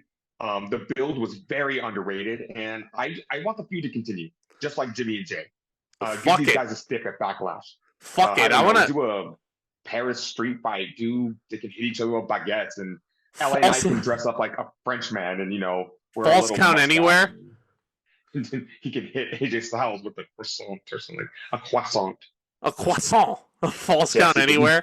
Yeah. He can go. Here's a croissant. Yeah. Yeah. Here's hey Marie baguettes. Yeah. Yeah. Yeah. Oh yeah, here's a souvenir Eiffel Tower ornament. Yeah. Please don't tease me with a good time. Yeah. Here we go for the United States Championship. It is a triple threat match with Logan Paul defending against Kevin Owens and Randy Orton. Logan Paul with the Prime monster truck. Fuck Prime. Fuck Prime. That's all I'm gonna say. Can we be unbiased for 1 second, please, so I can ask you something? Debatable. What? What did you like more, the zip line or the monster truck? The zip line. The zip line. Okay. Yeah, because at least he doesn't have a garish-looking, ugly car that's driving him out. You're really not going to like what I say next. Mm-hmm. This motherfucker's growing on me. I've thought about it long and hard over these past 24 hours. As much as I don't really appreciate what Logan Paul did early on in his life, God damn it, I can't help but admit that he's good at this wrestling thing. And he has a passion for it. And somebody, not going to say who, but he actually, they reposted video reactions of Logan Paul watching the main event, as we'll talk about, and him marking out for everything that was going on. And somebody actually likened him and his whole rise to fame. They likened him to The Miz. because if you remember the Miz coming in, nobody really liked him either. They thought he was obnoxious. I mean, at least the Miz did not film dead bodies in a Japanese forest, but like it's. I do have more respect for the Miz because the Miz literally started, because who gives a fuck about the real world? Like, if that's his only claim to fame, the fact that he started off as a professional wrestler, which is great. My parents care about the real world. Fair enough. So I want to circle back to this because what I have to say about Logan isn't until the match starts. So Kevin Owens starts making his entrance to the ring. And the minute I saw him backstage, I'm like, I already know what they're going to do. He makes his way through Gorilla. He gets up to the tunnel again. And it's the new Intercontinental Champion, Sami Zayn. He slaps Owens on the chest and says, your turn. Go win it. And the minute that happened, I was like, fuck, I want Kevin Owens to win. Yep, he walks out there and he's got an ECW tribute on like all the Trons. KO written in barbed wire everywhere on the Trons. And his entrance was so fun because like you see him on the stage and then the camera cuts back and then he disappears. And I was like, where the fuck did he go? Where did he go? He looked at the Prime Monster truck and he goes, wait a minute, I got one of those. No, I don't. Well, I'll be right back. No, I don't. No, I don't. Yeah, I have a golf cart. I mean, the only thing missing from this golf cart was Sammy Guevara for him to run over and chase. It wasn't just a golf cart. It was a Kevin Owens golf cart because there was just a sticker slapped on the front of it that said KO. So he starts driving. KO can't get a sponsor. So the gimmick is Kevin Owens can't get a sponsor. I love Kevin Owens. So he makes his way halfway down the ramp, and I'm like, I already know what they're going to do, and I'm going to tell you right now, I don't like it. Randy Orton's music hits, and then Owens backs up the golf cart, and he says, hop on, buddy. This was funny. We're buddy old pal old friends, even though we're going to fight for the United States Championship, and you're fucking Randy Orton, the Viper. Yeah. But hop on, buddy. Yeah, I'll give you a ride. We're buddies, right? We're good old friends, and nothing's going to go wrong in this match. I laughed at it. I thought it was funny because, like, Kevin Owens, I hate Logan Paul. He fucked me out of the United States title Royal Rumble, but no, buddy, old pal, old friend. Let's go fishing at a river and cry from laughter, friend. Yeah, well, he gives Randy a ride, and Kevin's, like, speeding down the ramp, and he's speeding so much that Randy's, like, holding onto the thing. Is like, slow down. I thought it was funny. Orton. I once lit a guy on fire. I burned down his house, but come on, buddy, old pal, old friend. I'm not going to turn on you. Oh man, yeah, don't give Randy Orton matches. Don't give this Randy Orton matches. I beat the shit out of my best friend the first night I was on NXT, but I'm not going to turn on you, buddy. Mm-hmm. Exactly, yeah, they're both baby faces. I once threw my best friend through a fucking television screen. Yeah, exactly. I'm Randy Orton. I once punted all these legends in the head. I'm Randy Orton. I once kicked my boss in the head as hard as I fucking could. I should have did it harder, though. Yeah, I'm Randy Orton. I kissed my new boss's wife in the build to a match back in the day. Anywho, you get my point. I'm not a huge fan of this because they're dumbasses. They're fighting Logan Paul for the United States Championship. They should be focusing on him, but they would rather bake cookies and make crafts together. Anywho, the match kicks off, and this match, I do not know why, but it was fucking hilarious. It was so much fun. This is what I was going to say about Logan Paul. For some reason, ever since the beginning of the year, he's funny. I have to admit it. He's funny. Cracks me up. Not as funny as Kevin Owens or Randy Orton. Logan, there was a point where he mocked Randy Orton's pose and he got it completely wrong. Like, I mean, the point. Yeah, no, I put a Randy Orton pose in my all shook up track, okay, and even I fucking like did that pose right. Like, that was the point. He was mocking. It's not that difficult, Logan. Just do it at an angle. He's not trying to do the pose right. He's mocking him. Wow. You know, well, he should mock him better. But anyway, yikes. So this fucking Prime bottle has been a whole big the controversy. Prime bottle comes out, and the first thing I say when I see the Prime bottle is, KSI, you ain't fooling anyone this year. Is that right? We'll get to that. So this Prime bottle has been all over the turnbuckles. It's on the middle of the ring mat, which is not as distracting as I was thinking about. But we're gonna talk about The Prime Hydration Station. It's a little cart filled with Prime bottles that's been sitting on ringside for both nights of WrestleMania.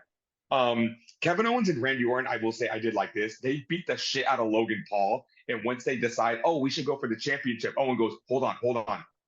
Let's kick his ass some more. And then it's like he's making up an excuse. He's like kicking the shit out of Paul Logan. It's a classic trope that I use whenever I'm at work. I trust, but I verify first.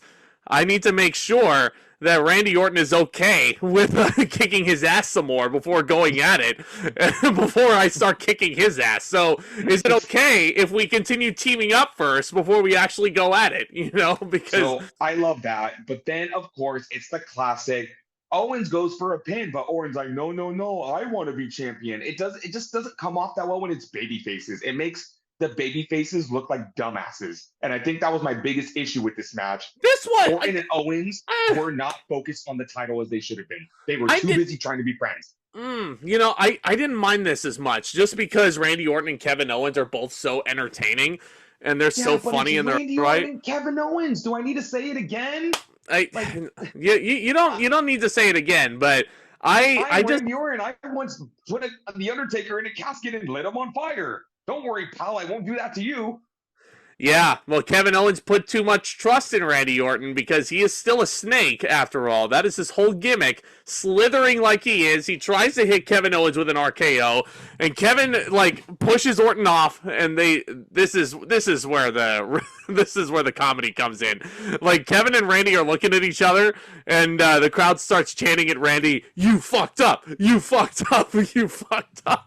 And I'm sitting there like, this is the match that honestly reminded me how much I love wrestling fans sometimes. Like, just interacting with them. Because there's also a point where Logan is drinking a Prime bottle that, I'm not even shitting you, I think the green shirt guy gave him. Like, because he was over hanging with green shirt guy at green shirt guy. Yeah, fucking green shirt guy who follows WWE to Puerto Rico. He follows them to London. Like, green shirt guy turned heel. I'm convinced that green shirt guy is actually an undercover employee for the Fed. So, green shirt guy gives Logan Paul a Prime, and then the majority of the crowd starts chanting, "Gatorade." Yeah, I did hear about it. Greg also said there was a water chant. We want water. We want water. Okay, this is one thing I wish he would have did. Because he drinks the Prime, he spits it out, and I think he tries to go for a springboard clothesline. He yells something out, but I don't remember what it is. But I thought it would have been funny as fuck if you would have said, "Drink Prime!" Because Logan's whole gimmick is just Prime now. You know, he also does hit a much better buckshot lariat than Hangman Page does. And he hits a double buckshot lariat. Come on, I still got to be honest. Oh, yeah. CM Punk. Oh, yeah, but everybody's buckshot is better than CM Punk. So, and even Punk will admit that. Even Punk himself would admit that. You want me to talk about the spot now? Because I know you don't want to talk about it. Yeah, let's talk about it. Go ahead. All right. So, you know, I didn't hate this because it was so entertaining last year, but you know what was coming again. It was kind of like almost copy and paste. So I think Orton goes for a pin, but the Prime bottle pulls out the referee. He goes to take off the mask. He takes off the mask, and it's I show speed. He is who? Shut up. I'm going to tell you. Who the fuck is that? He's a streamer. He's one of Logan Paul's buddies again. It's basically the same thing from last year, but with somebody else. And he takes off the mask, and he goes, "Oh, yeah." Apparently, his gimmick is barking on his streams. So he goes up to Orton, and he's hella getting in his face, like, "Oh, what you gonna do, Randy? What you gonna do?" And then Randy Orton just kicks the shit out of this motherfucker while he's in the Prime costume. He rips the Prime costume off of him. He clears off the announce table. He sets him up, and he goes, and he RKOs him on the announce table. I fucking loves that. I honestly, that was great. You thought I was gonna shit on that spot. Why? That was so funny. No, you were just gonna be mad. That was another one of Logan's buddies. Well, I mean, I was expecting it to be another one of Logan's buddies. I just didn't know who the fuck it was, and they were making a big deal about it. So tired. I bet you're tired of me playing devil's advocate, but I gotta say it again. Logan's buddies they go in there and they take spots. They Because do. This motherfucker They put on do. his Twitter after the match. He goes, "Damn guys, fucking WWE is real." It's like, It yeah, you is. got fucking RKO'd No on shit. an announce table. What No do you think it was shit. gonna do? Tickle? Yeah. So, I also loved the contest that Orton and Owens were having on the outside, because Randy hits his like Singh Brothers backsplash on the Spanish announce table to Logan. Kevin Owens says, "You know what? I think I can get a little bit higher than that." Lifts Logan up. Doesn't get as high as RVD usually does, but he slams Logan on the announce table, and then Randy pitches him as high as he possibly can. Logan is slammed on the table, and Owens does the same thing, and then they just go right back to beating the crap out of him inside. That was great. So Logan hits one lucky punch on Owens, I think, and Owens actually kicks out. And this spot was really cool too, because he goes for one lucky punch again with the brass knucks. And just as he goes for the punch, Orton counters into like a beautiful RKO.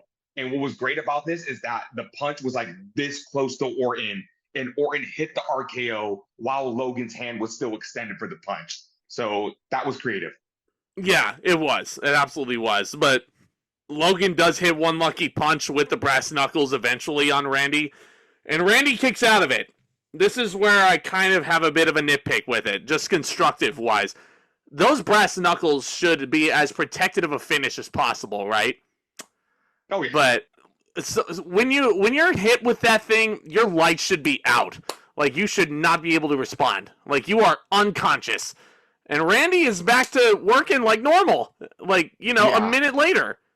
Though I did like the finish that they went with. I do understand they got to protect the brass knucks a little more. So, Owens does a pop-up power bomb, I think, to Logan, and then I believe no. He hit a stunner on Logan. Sequence. I think he hit a stunner. Stunner to Logan, RKO to Owens. Yeah. And then Logan came back in, threw Orton out of the ring, hit a frog splash on Owens. Logan got the pin. Yes, Logan did retain the title. You got it right, but that pop-up powerbomb into the RKO spot was so fucking beautiful. It was. Kevin Owens lifts up a 275-pound man for a pop-up powerbomb, and with the greatest of ease and the greatest agility, this big yoked Randy Orton hits an RKO out of nowhere. Which again is like the whole build of this. Like, Randy Orton was viral before Logan Paul ever was, which is like, yeah. I'm going to give this match 3 3/4 stars. It was 18 minutes. It was really fun. It was really entertaining. I thought it was funny as fuck. You know here's what? My thing about the Prime Bottle spot. I don't care if they do it every year. I really don't. But you better keep it consistently entertaining every time, because this is only the second year they did it. And I was like, I already know what they're going to do. One of his buddies is under there, and he's going to take a spot. So unless you can keep it consistently entertaining, don't rely on that spot every year. Yeah, Logan Paul's eventually going to run out of friends, so they won't do that spot anymore. I'm surprised he even has friends to begin with. Anyway, let me ask you though, what did you like more? The frog splash to KSI or the RKO to ISO Speed? Oh, the frog splash. The frog splash, because it immediately, it played a factor in the finish. That was... Yeah, that was just in there for the joke this year. Oh, come on. So, that was hella funny. It was... I fucking laughed. I loved Randy Orton so much. I'm going 4 stars. Okay. I really enjoyed this. Really enjoyed this match. And the Logan Paul winning, I think, was also the right call. I don't think this was the right time to take the title off of him either. Agreed. I don't know who's going to take it off of him. It could be LA Knight. It could be somebody else, but we'll see. With that said, more title action going on. Io Sky defending the WWE Women's Championship against the winner of the Women's Rumble, Bayley, who gets a special entrance. Bay Area girl. Bayley is dressed up in like some Egyptian garb, and I'm like, you're Egyptian? Wait a minute. Like, this is part of your heritage? I didn't get this. Apparently, and you can confirm or deny for me, apparently in San Jose, there's like a park that she likes to have. There's a Rosicrucian museum. I've been there before. So that was a tribute. That's what she was paying tribute to. That was a tribute to the Egyptian Rosicrucian Museum? Bayley. Yeah. that is so obscure, but like the Bay Area person in me loves that. If that's the case, like fucking brilliant. Like I didn't understand it at first, but yes, and Io Sky I comes like the out. entrance. I thought it was Yeah, cool. no, it was cool. It It was made very Bailey cool. look like a queen, which she is. She is a queen, damn it. She's more of a queen right now than Charlotte. Yes, Charlotte. Charlotte, coward, not working this show. Anyway, oh, we should go into the build for this really quick. I'm kidding. I'll keep this really quick. Bailey wins the Royal Rumble, and I think we talked about this before. Io Sky, she finds out Io Sky and Asuka and Kairi Sane aren't talking shit about her in Japanese. Bailey knew some Japanese. She busted that out, and she said it was a lot like Batista and Evolution, where Bailey found out and she got turned on by Damage Control. And that's basically the story. It's the former leader versus this new tyrant of Damage Control. And you know what it is? Say this about this match right now. You know what it is? You know what it is? This is WWE's iteration of Mean Girls. Bailey is Regina George going up against her old crew. You know? That's a good comparison. So Bailey and Io go in there, and this is obviously going to be a great technical match. Go ahead. I'm not trying to call anybody out on the stream, but I have to watch this match again because I was kind of distracted during it, and I wasn't happy that I was distracted during it, but let's just say I was doing a lot of this. Yeah. Oh, boy. Oh, boy. I was trying to multitask, so... Some ADHD up in here, obviously. Yeah, Yeah, so... It is a very good technical match. Io is obviously the genius of the sky. She's doing all of her big moonsault moves. You know, obviously, I'm glad there wasn't any interference in this one in hindsight, because the next match has probably the most interference I've ever seen in a big match. But you know, it could have used, like, you know, some Damage Control involvement just to kind of tie things all together. Maybe they actually do accompany Io Sky out to ringside and Bailey kind of has to fight the odds. But... Or they could have just got ejected. Or Bianca Belair, Jade, Cargill, Naomi could have driven them out. But again, considering the main event, I liked that this was a straight up one-on-one. There was really good. There was a gorgeous counter out of the first attempt at the Rose Plant, by the way. Like, my that was God, one of the spots I remember. My God, Io Sky like does a full-on handstand. She's like taunting the crowd, and good for her for being the person defending the title here. I sort of called this last year when I wanted a Damage Control breakup. Not exactly, because I was hoping for a triple threat, but you know, Io Sky versus Bailey one-on-one is more than enough for me. Bailey does hit the former Bailey to belly on the outside. She hits the Macho Man elbow drop inside the ring, which I thought would have been an amazing finish. I loved how she harkened back to all of her babyface moves, because I still like the Bailey to Bailey more than the Rose Plant. The Rose Plant just looks like it's very awkward to set up. Yeah, the Rose Plant is a little meh of a finisher to me, but she does pin Io Sky with the Rose Plant, and she wins the Women's Championship, her first Women's title victory at Mania. She has retained the Women's title before. In her first one-on-one match at Mania, Bailey wins it. Like, so well-deserved. Yeah. You gotta love it. You really gotta love it. And the Women's Royal Rumble winner actually fucking won the title. Yep. I mean... Well, I know Rhea Ripley did last year too, but it hasn't been that consistent. No. Holy shit. Not at all. Shit. And when we're done talking about the show, I want to bring up a photo I saw online. I was like, fuck yeah. Oh, fuck man. Yes. Let's do this. This was a good match. I'm going to go 3.5 stars. Maybe, 3.5. This match is going to get a thumbs up because I have to rewatch it. Yeah. I got to rewatch it. Fair enough. Yeah, but let's just say I told everybody in the room, once the main event starts, I got to focus.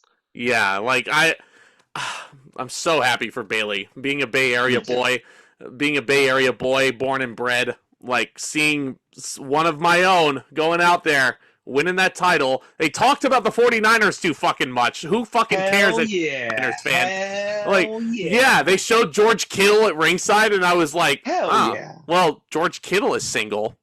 Bailey's probably single. Maybe. All me, man. Maybe. All me, man. You know, That's all George Kittle, man. Anyway, yeah. Hey, George, get a move on if you want that, okay? Get I a move on. That's all I'm saying. mean, That's all I'm saying. Get a move on. hell yeah, But, Bailey, love her. I love yeah, this. me I too. just love it so much. I've always had a soft spot for Bailey. She is so underrated. I know independent wrestlers in this area that will still refer to her as Pam because they worked with her when she was in Yeah. independent. So Oh, you yeah. fucking love to see it. Big time wrestling, I'm sure, was looking at Bailey very proud. So, yeah. All right. Love Bailey. All right, let's get into it. Let's do it. Tomas, what do you want to talk about? I want to talk about bloodline rules for the undisputed WWE Universal Championship. It's a rematch, 1 year in the making. It's a title reign, 1,300 days in the making. Roman Reigns defending against the American Nightmare, Cody Rhodes. I was Yep. not emotionally ready for this match. We Nope. got the build out of the way. We know what we're doing here. And the lights go down. And you hear the intro. Cody Vader with the sickest fucking Cody Rhodes mask I've ever seen in my life. And you Oh, look in the background and it's like red sky and you see flags coming out of rubble. And I looked, and then Brandy shows up next to Cody. And I looked at that and I'm like, here we fucking go. and Cody's fucking ready. Cody looked like he was about to cry during that entrance too, and I was Also, like, real quick, at the very beginning of the show, they did say Cody Rhodes has been locked in his tour bus all day. He hasn't come out once. And I loved that because he needed to yep. focus. He needed to And focus, and he probably needed to make some phone calls as well. so, yeah, Yeah, Cody Rhodes makes his way to the ring. He takes off the Cody's mask, but then mask. his. Yeah, Cody's mask was fucking unreal, and like I was looking at that entrance, and I could tell that Triple H was his favorite wrestler growing up, because this honestly harkened back to Triple H's Mania entrance 10 years ago at Mania 30, before his match against Bryan Danielson. It brought me like so much joy. It was like Captain America rising up out of the ground to like finally conquer Thanos. Like Hey, it's Zach, yeah. have you ever had anxiety going into a wrestling match? Oh yeah. Oh yeah, plenty of times. Plenty of This times. match. I was like, Can we talk my about palms were sweaty. Can we talk about Roman's entrance too? Oh, yeah, we're going to. I'm just saying, these are my Okay. thoughts during Cody's entrance. Like, the minute I got the shot of him with the mask and Brandy next to him, my palms started sweating. I started rubbing my face. I was like, I'm not ready for this. I'm not ready. I'm not prepared for what's going to happen in this match. And Kingdom starts playing. He makes his way down, and then Couldn't remember the Roman name of the Reigns. song. I mean, he knows the lyrics, but he doesn't know the name of the song. But okay. Roman Reigns, full orchestral rendition of his theme song, and I was like, holy fucking shit! I was not ready for this match. Both those entrances made it feel so much more epic. Like, And here's the thing again, just Paul Heyman accompanying Roman Reigns. And you know what? The two titles on Reigns did look really cool, especially when he would flick them. I loved it. It was just Roman Reigns, Paul Heyman, in the one belt. He yep. hands off the title to Paul Heyman. He makes his way down to the ring. The most epic ring introduction ever. And once everything finally started going, I was like, take a deep breath. Because we're in it for the See ride. you on the other side. Yeah, and he texted me that because he watched the show after I did. He finished it after I did. So Cody and Roman actually. So in hindsight, a lot of people might nitpick that because it's Bloodline rules, they were looking at this thing like, how come the Bloodline didn't just interfere and jump Cody right away? You know, like logically speaking. But again, these are dumb heels, which is completely like flip flopped from Vince McMahon's logic of dumb baby faces. So But also I do like to think that Roman Reigns does have some sort of honor. He likes to defend his title of tribal chief, and he likes to physically dominate his opponents. And he didn't bring in the reinforcements until his title was in jeopardy. So I did enjoy the first portion of this match because you want to talk about last year's Mania. I thought they had a very good wrestling match. And I think Cody and Roman Reigns have excellent chemistry. Oh, they I do. thought, there was a great point, like in this first sequence of the match, where Roman Reigns was pressing Cody's like neck on the rope. And he looks down and he looks at the camera. He's like, "I'm gonna send him back to Hollywood, just like all the others. This is my company, bitch." And I'm like, "Oh fuck, here we go, Here we go." And the thing is, like, you can say all you want how slow this first part of the match was, like a usual Roman Reigns title defense over these past 1,300 days or so. These guys are still two great wrestlers with awesome chemistry, and the crowd did not get bored one bit because this crowd was buzzing from the opening bell. They were full attention, just zeroed in the center of the squared circle. And these two guys put on a great wrestling match. First part of it, Cody and Roman start doing some crowd brawling. There's a suplex out, in the crowd. They do use the Prime Hydration Station. Fuck that Prime Hydration Station. So when Roman Reigns suplexed Cody on that platform we talked about, they cut back to Paul Heyman, and he's just like. That's why he's a Hall of Famer. That's why he's a Hall of Famer, man. Well deserved. Well deserved. So Roman and Cody are brawling for a little bit. They go back into the ring. They do some more wrestling. And my favorite fucking trope in wrestling is very early on. Roman nails Cody with the crossroads. And Cody kicks out. It's a great false finish. And you want to talk about karma. You were talking about Drew McIntyre fucking himself over.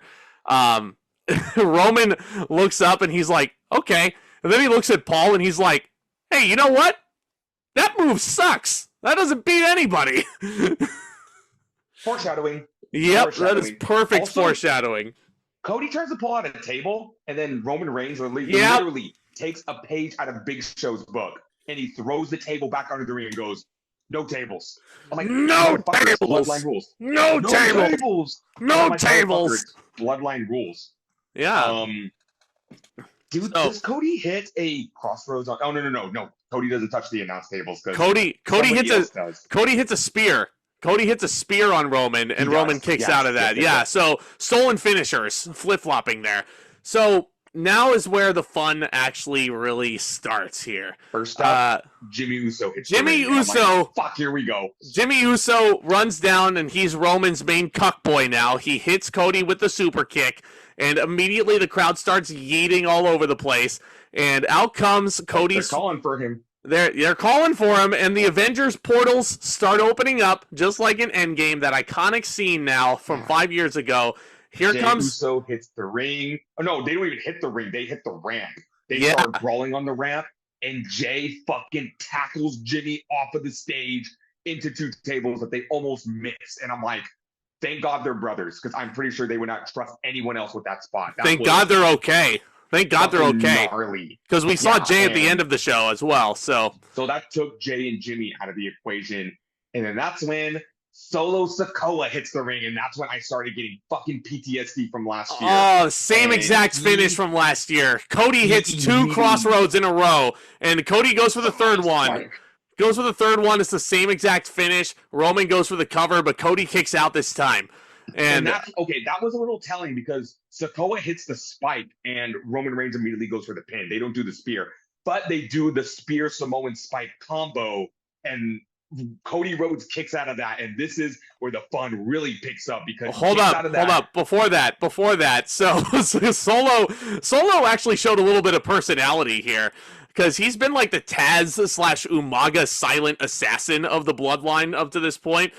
Solo is growing extremely frustrated that his move is not being put over here. He's looking at Roman and he's like, finish the story! And Roman is like, I know! I know! So like you don't think I'm not trying to win? Yeah. So Sikoa wants to set up for another spike. And then John Cena's music hits, and that's when the crowd popped like mad. I jumped out of my seat. We both jumped out of the seat. We stood in front of the TV and we go, it's fucking John Cena! And John Cena makes a beeline to the ring, but no, he still makes time to throw his towel out to the arena. And the minute he hits the ring, it dawned on me. I'm like, John Cena does make sense. Because I totally forgot that Solo Sikoa took him out at Crown Jewel. Not just took him out, destroyed him at Crown Jewel with 15 Samoan spikes. So Cena immediately goes for Sikoa, starts beating the shit out of him, throws him out of the ring, gives him an attitude adjustment through the announce table. Yeah, Cena but not before giving Roman an FU before giving Solo the FU through the table. You know. So they do that, and he goes back to the ring and he's looking at Reigns, and that's what I loved about this match. Neither of them, nobody on Cody's side touched Roman Reigns to protect that spot, but Cena's looking at Reigns like, "Oh, I'm gonna help Cody win this." And then The Rock's music hits, and I'm like, "Oh no!" Well, the final boss is back. Actually, no. Cena did hit an FU on Roman Reigns before going back to Solo on the outside. Yes, yeah. Adjustment to Roman Reigns. Yes, Roman tried to take him out, and Cena hit him with the FU. And The Rock's music does hit. Yep, the final boss is storming down to the ring. He's cursing. Yeah. He's cursing up like every word in the dictionary at John Cena as he's going down there. It takes a fucking dictionary before The Rock actually gets into the ring with Cena. You know, and he's staring down like, you know, it was weird actually because John Cena's music hit and it was very odd because the camera was pointing at the entrance and I actually didn't see anybody come out.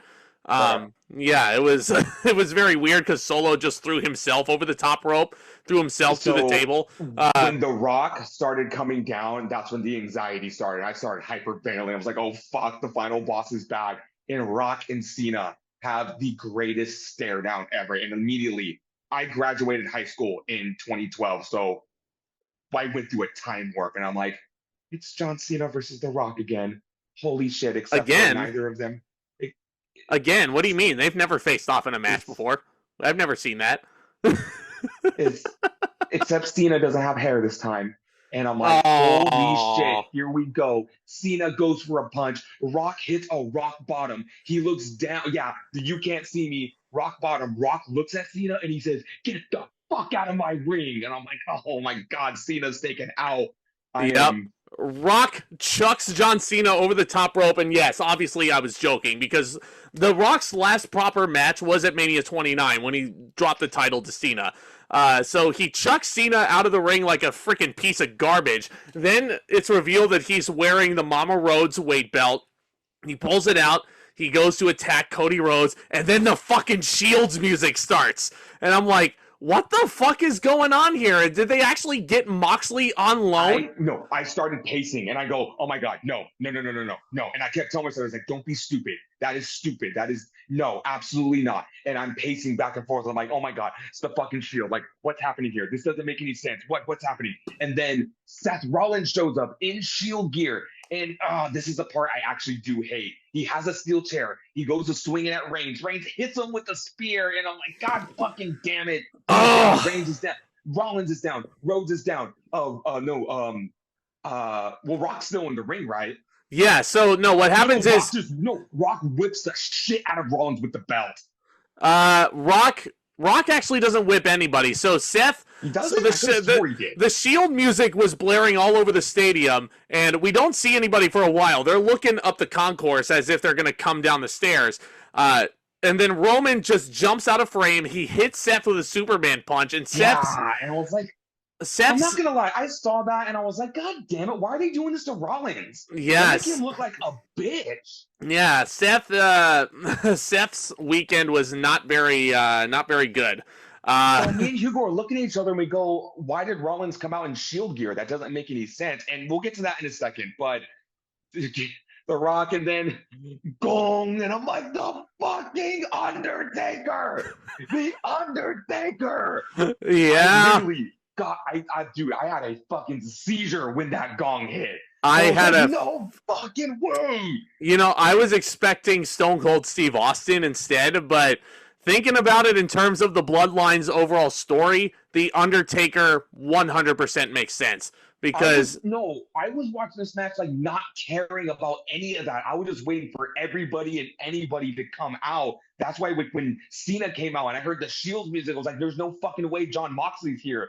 And when that gong hit, I literally had an out-of-body experience. And then the lights come on. There's Biker Taker in the hoodie with the bandana. He goozles The Rock. He hits him with a choke slam. And then the lights go out, and the Undertaker's gone. Just like that. The Undertaker's gone, and The Rock is gone.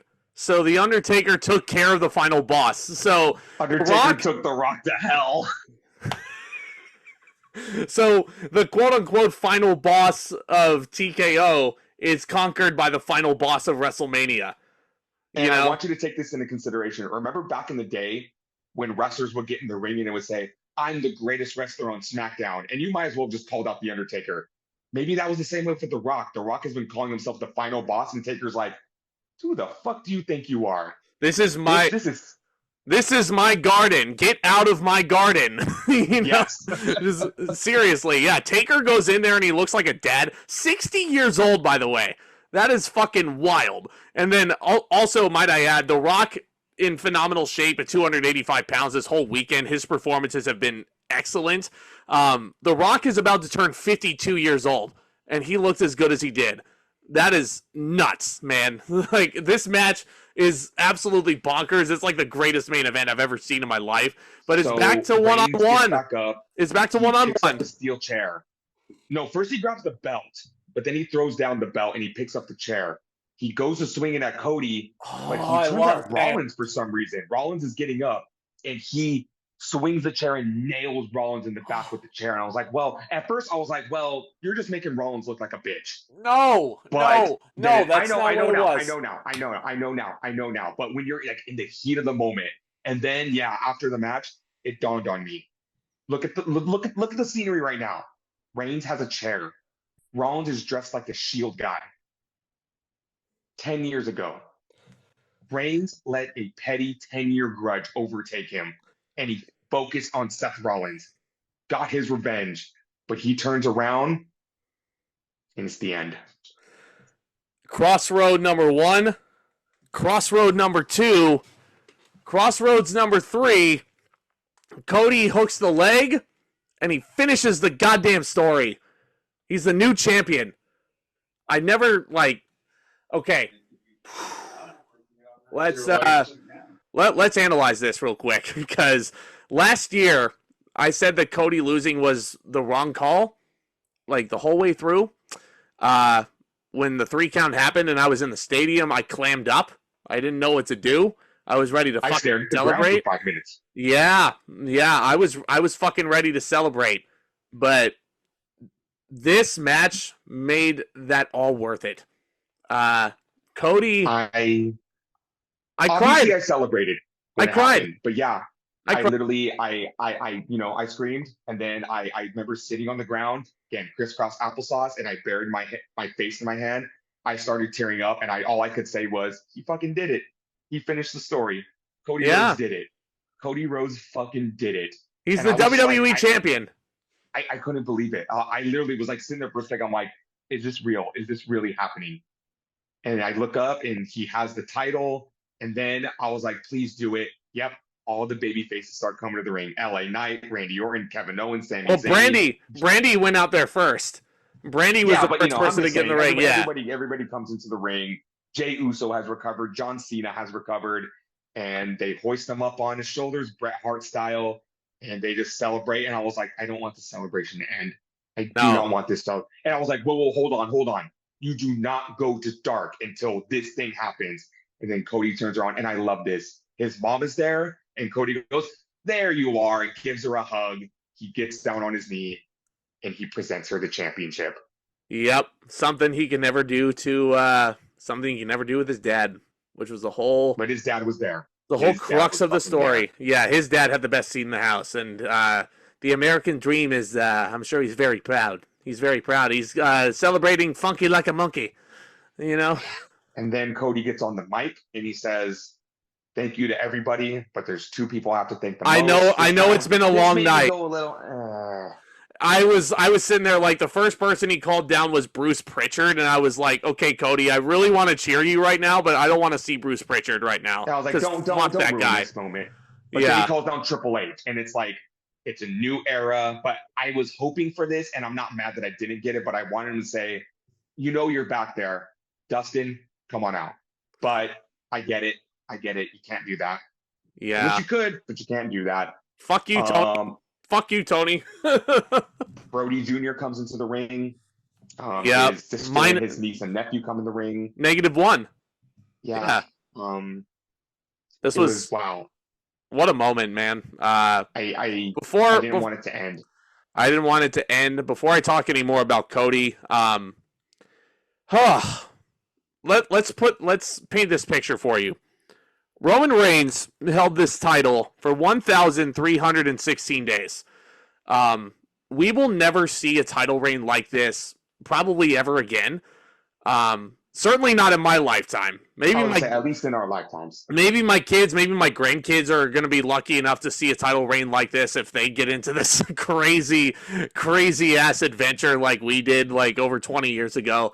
But Roman went in there and he consistently was, ever since the inception of this tribal chief character, he's just consistently gone out there and performed. Like, and when he didn't even necessarily have to, he was like on the brink of retirement during the pandemic because, you know, he's immunocompromised. He beat leukemia not once but twice just to entertain us. So I do not want to hear anybody slander Roman Reigns at all. I will always acknowledge him. I am very thankful that social media post. Yeah, I just put on there, thank you, my tribal chief. You served us well. He did. Everybody noticed it. When he was getting pinned, he smiled. Oh yeah. It was just... He couldn't help it. He couldn't help it with those veneers that he had in his mouth. I was like, you know what, Roman, you have perfect teeth. Can I get a reference to your dentist, please? I thought about this very long and hard. And you know what? Sometimes you got to go with your heart more than your brain. So I don't care. For the first time ever on this channel, this main event gets 6 stars. Oh, I'm giving this 1,000,000 stars. I don't fucking care. This is like, you know what this was? This was a love letter to pro wrestling. And it's like a perfect encapsulation of everything that makes pro wrestling so awesome. It was an encapsulation of my childhood because literally every single era of my childhood was represented here. John Cena, the new guys with Cody Rhodes, Roman Reigns, The Undertaker. The Rock. Don't forget The Rock. It just represented everything, and I loved it. And Michael Cole with the call of the weekend, he said, damn it, I love professional wrestling. Yep. That wrestling is, if I could quote Bray Wyatt for a second, wrestling is more than a love story. You know, that's what this match was. Oh, I forgot to mention something, and I need to. Yeah. 1, 2, 3, bell rings. Samantha Irving, here is your winner. And yeah. She didn't know. She did not know. Well, and I read up that she refuses to know any results for the most genuine reactions, and I fucking... And WWE released the video of her announcing it, and she... she lost it. She lost it. Yeah. Michael Cole... She also lost it when Sami Zayn won, too. Michael Cole was tearing up on commentary. Cody was making sure to shake everybody's hand at ringside, the commentators. He shook little Nate's hand, who refereed the match. He was shaking he was like hugging the cameramen. He was hugging all the producers. Nick Khan was sitting at ringside. He shook his hand as they went off the air. Like, that was crazy. Wow. Yeah. Ladies and gentlemen, it was a moment. We are in a brand new era of WWE, and I cannot fucking wait. For one night only again, I'm going to turn off my notifications. I don't want to get Raw ruined for me because if it's going to be a crazy show, I want to know what's going down. Well, and Vince isn't here to ruin it for us this time. So one last joke before we end this. I said, like, you know what? All the wrestlers were in the ring. What if The Rock like creeped up behind and like he started celebrating with Cody? He goes, "Yeah, congratulations, Cody! You finished the story." And he looks around at everyone. Oh, come on, guys. You know, I was just joking about that final boss stuff. And I was just whipping you and giving the belt to your mom. You know, The Rock was just kidding, right? They all stare at him, right? Guys. And then they all throw his ass out of the ring. They all give him finishers, like ECW One Night Stand style. Oh, my God. Night 2, I think it's a 9.5. I think it's safe to assume. 9.5. Overall, I'm going to give WrestleMania an 8.75 out of 10 for the entire weekend, but 9.5 for night 2. This was just, you couldn't ask for a better main event. I'm sorry. And sometimes I know we get lost in ourselves as pro wrestling fans. We want to overanalyze everything and talk about spots and psychology and booking. But when I was watching that main event, I didn't care. I was literally having an out of body experience during that match, and I loved it. So, Yeah. 6-star main event. This was absolutely amazing, worth the wait. And this is what I want out of wrestling. I want wrestling to take me on an emotional roller coaster every year during WrestleMania. And this was worth the wait. This was just fantastic. I can't say that enough. This was so fucking good. If you don't want to watch both nights of Mania, just do yourself a favor and watch this match. Yeah. 9 out of 10 for the whole weekend for me, which is actually a little bit higher than I graded last year's, which we were in attendance for. I don't know if I can say this is like one of the biggest Manias of all time, but I can't be biased here. You know, that's not what this channel is about, really, for me. I got to make sure that I'm like upfront and honest about how I feel about something. And this is what I say about also the Avengers movies. Which is better? Everyone asks me, Infinity War or Endgame? I'm like, it doesn't matter. I love them both for very different reasons. And at the end of the day, it's up to your preference. Some days I like Infinity War more. Some days I like Endgame more. You know? So that's my thing with that. Ladies and gentlemen, thank you for sticking with us throughout this entire review. We love WrestleMania. We do this because we love it. But don't think just because WrestleMania is over, this train is going to stop, because it's not. We got Survivor Series 2005 coming up. We have Backlash in France in May that we're going to review. And yes, we still haven't forgot about AEW. AEW Dynasty is coming up in a couple weeks. Oh, it is? Back on the I got to get back on the AEW train. I got to figure out what the hell they're doing over there. Got to get ready for that pay-per-view. We're talking all pro wrestling over here. If you have some new suggestions for us, we're always taking them. Zach, my man, thank you for going on this crazy ride with me, and the train never stops. The train never stops. The grind never stops, my friends. Just one last statistic to put in perspective for you before we wrap it up. This is ZNT Wrestling Show number 154. Can you believe that? Wow. Roman Reigns' first title defense at Clash of Champions against Jey Uso, that was ZNT Wrestling Show number 10. Oh, my God. How's that for a stat? How's that for numbers? Like, that's nuts. Shit. I wanted to make sure I brought that up before, like, we moved on any further. Like, but I'm so appreciative that I have my buddy here to talk all things wrestling. Like, I couldn't have done it without him, man. Yeah, too sweet. Hit that subscribe button if you're new. Hit that thumbs up as well. Everything Tomas said is coming up. We got Backlash in France.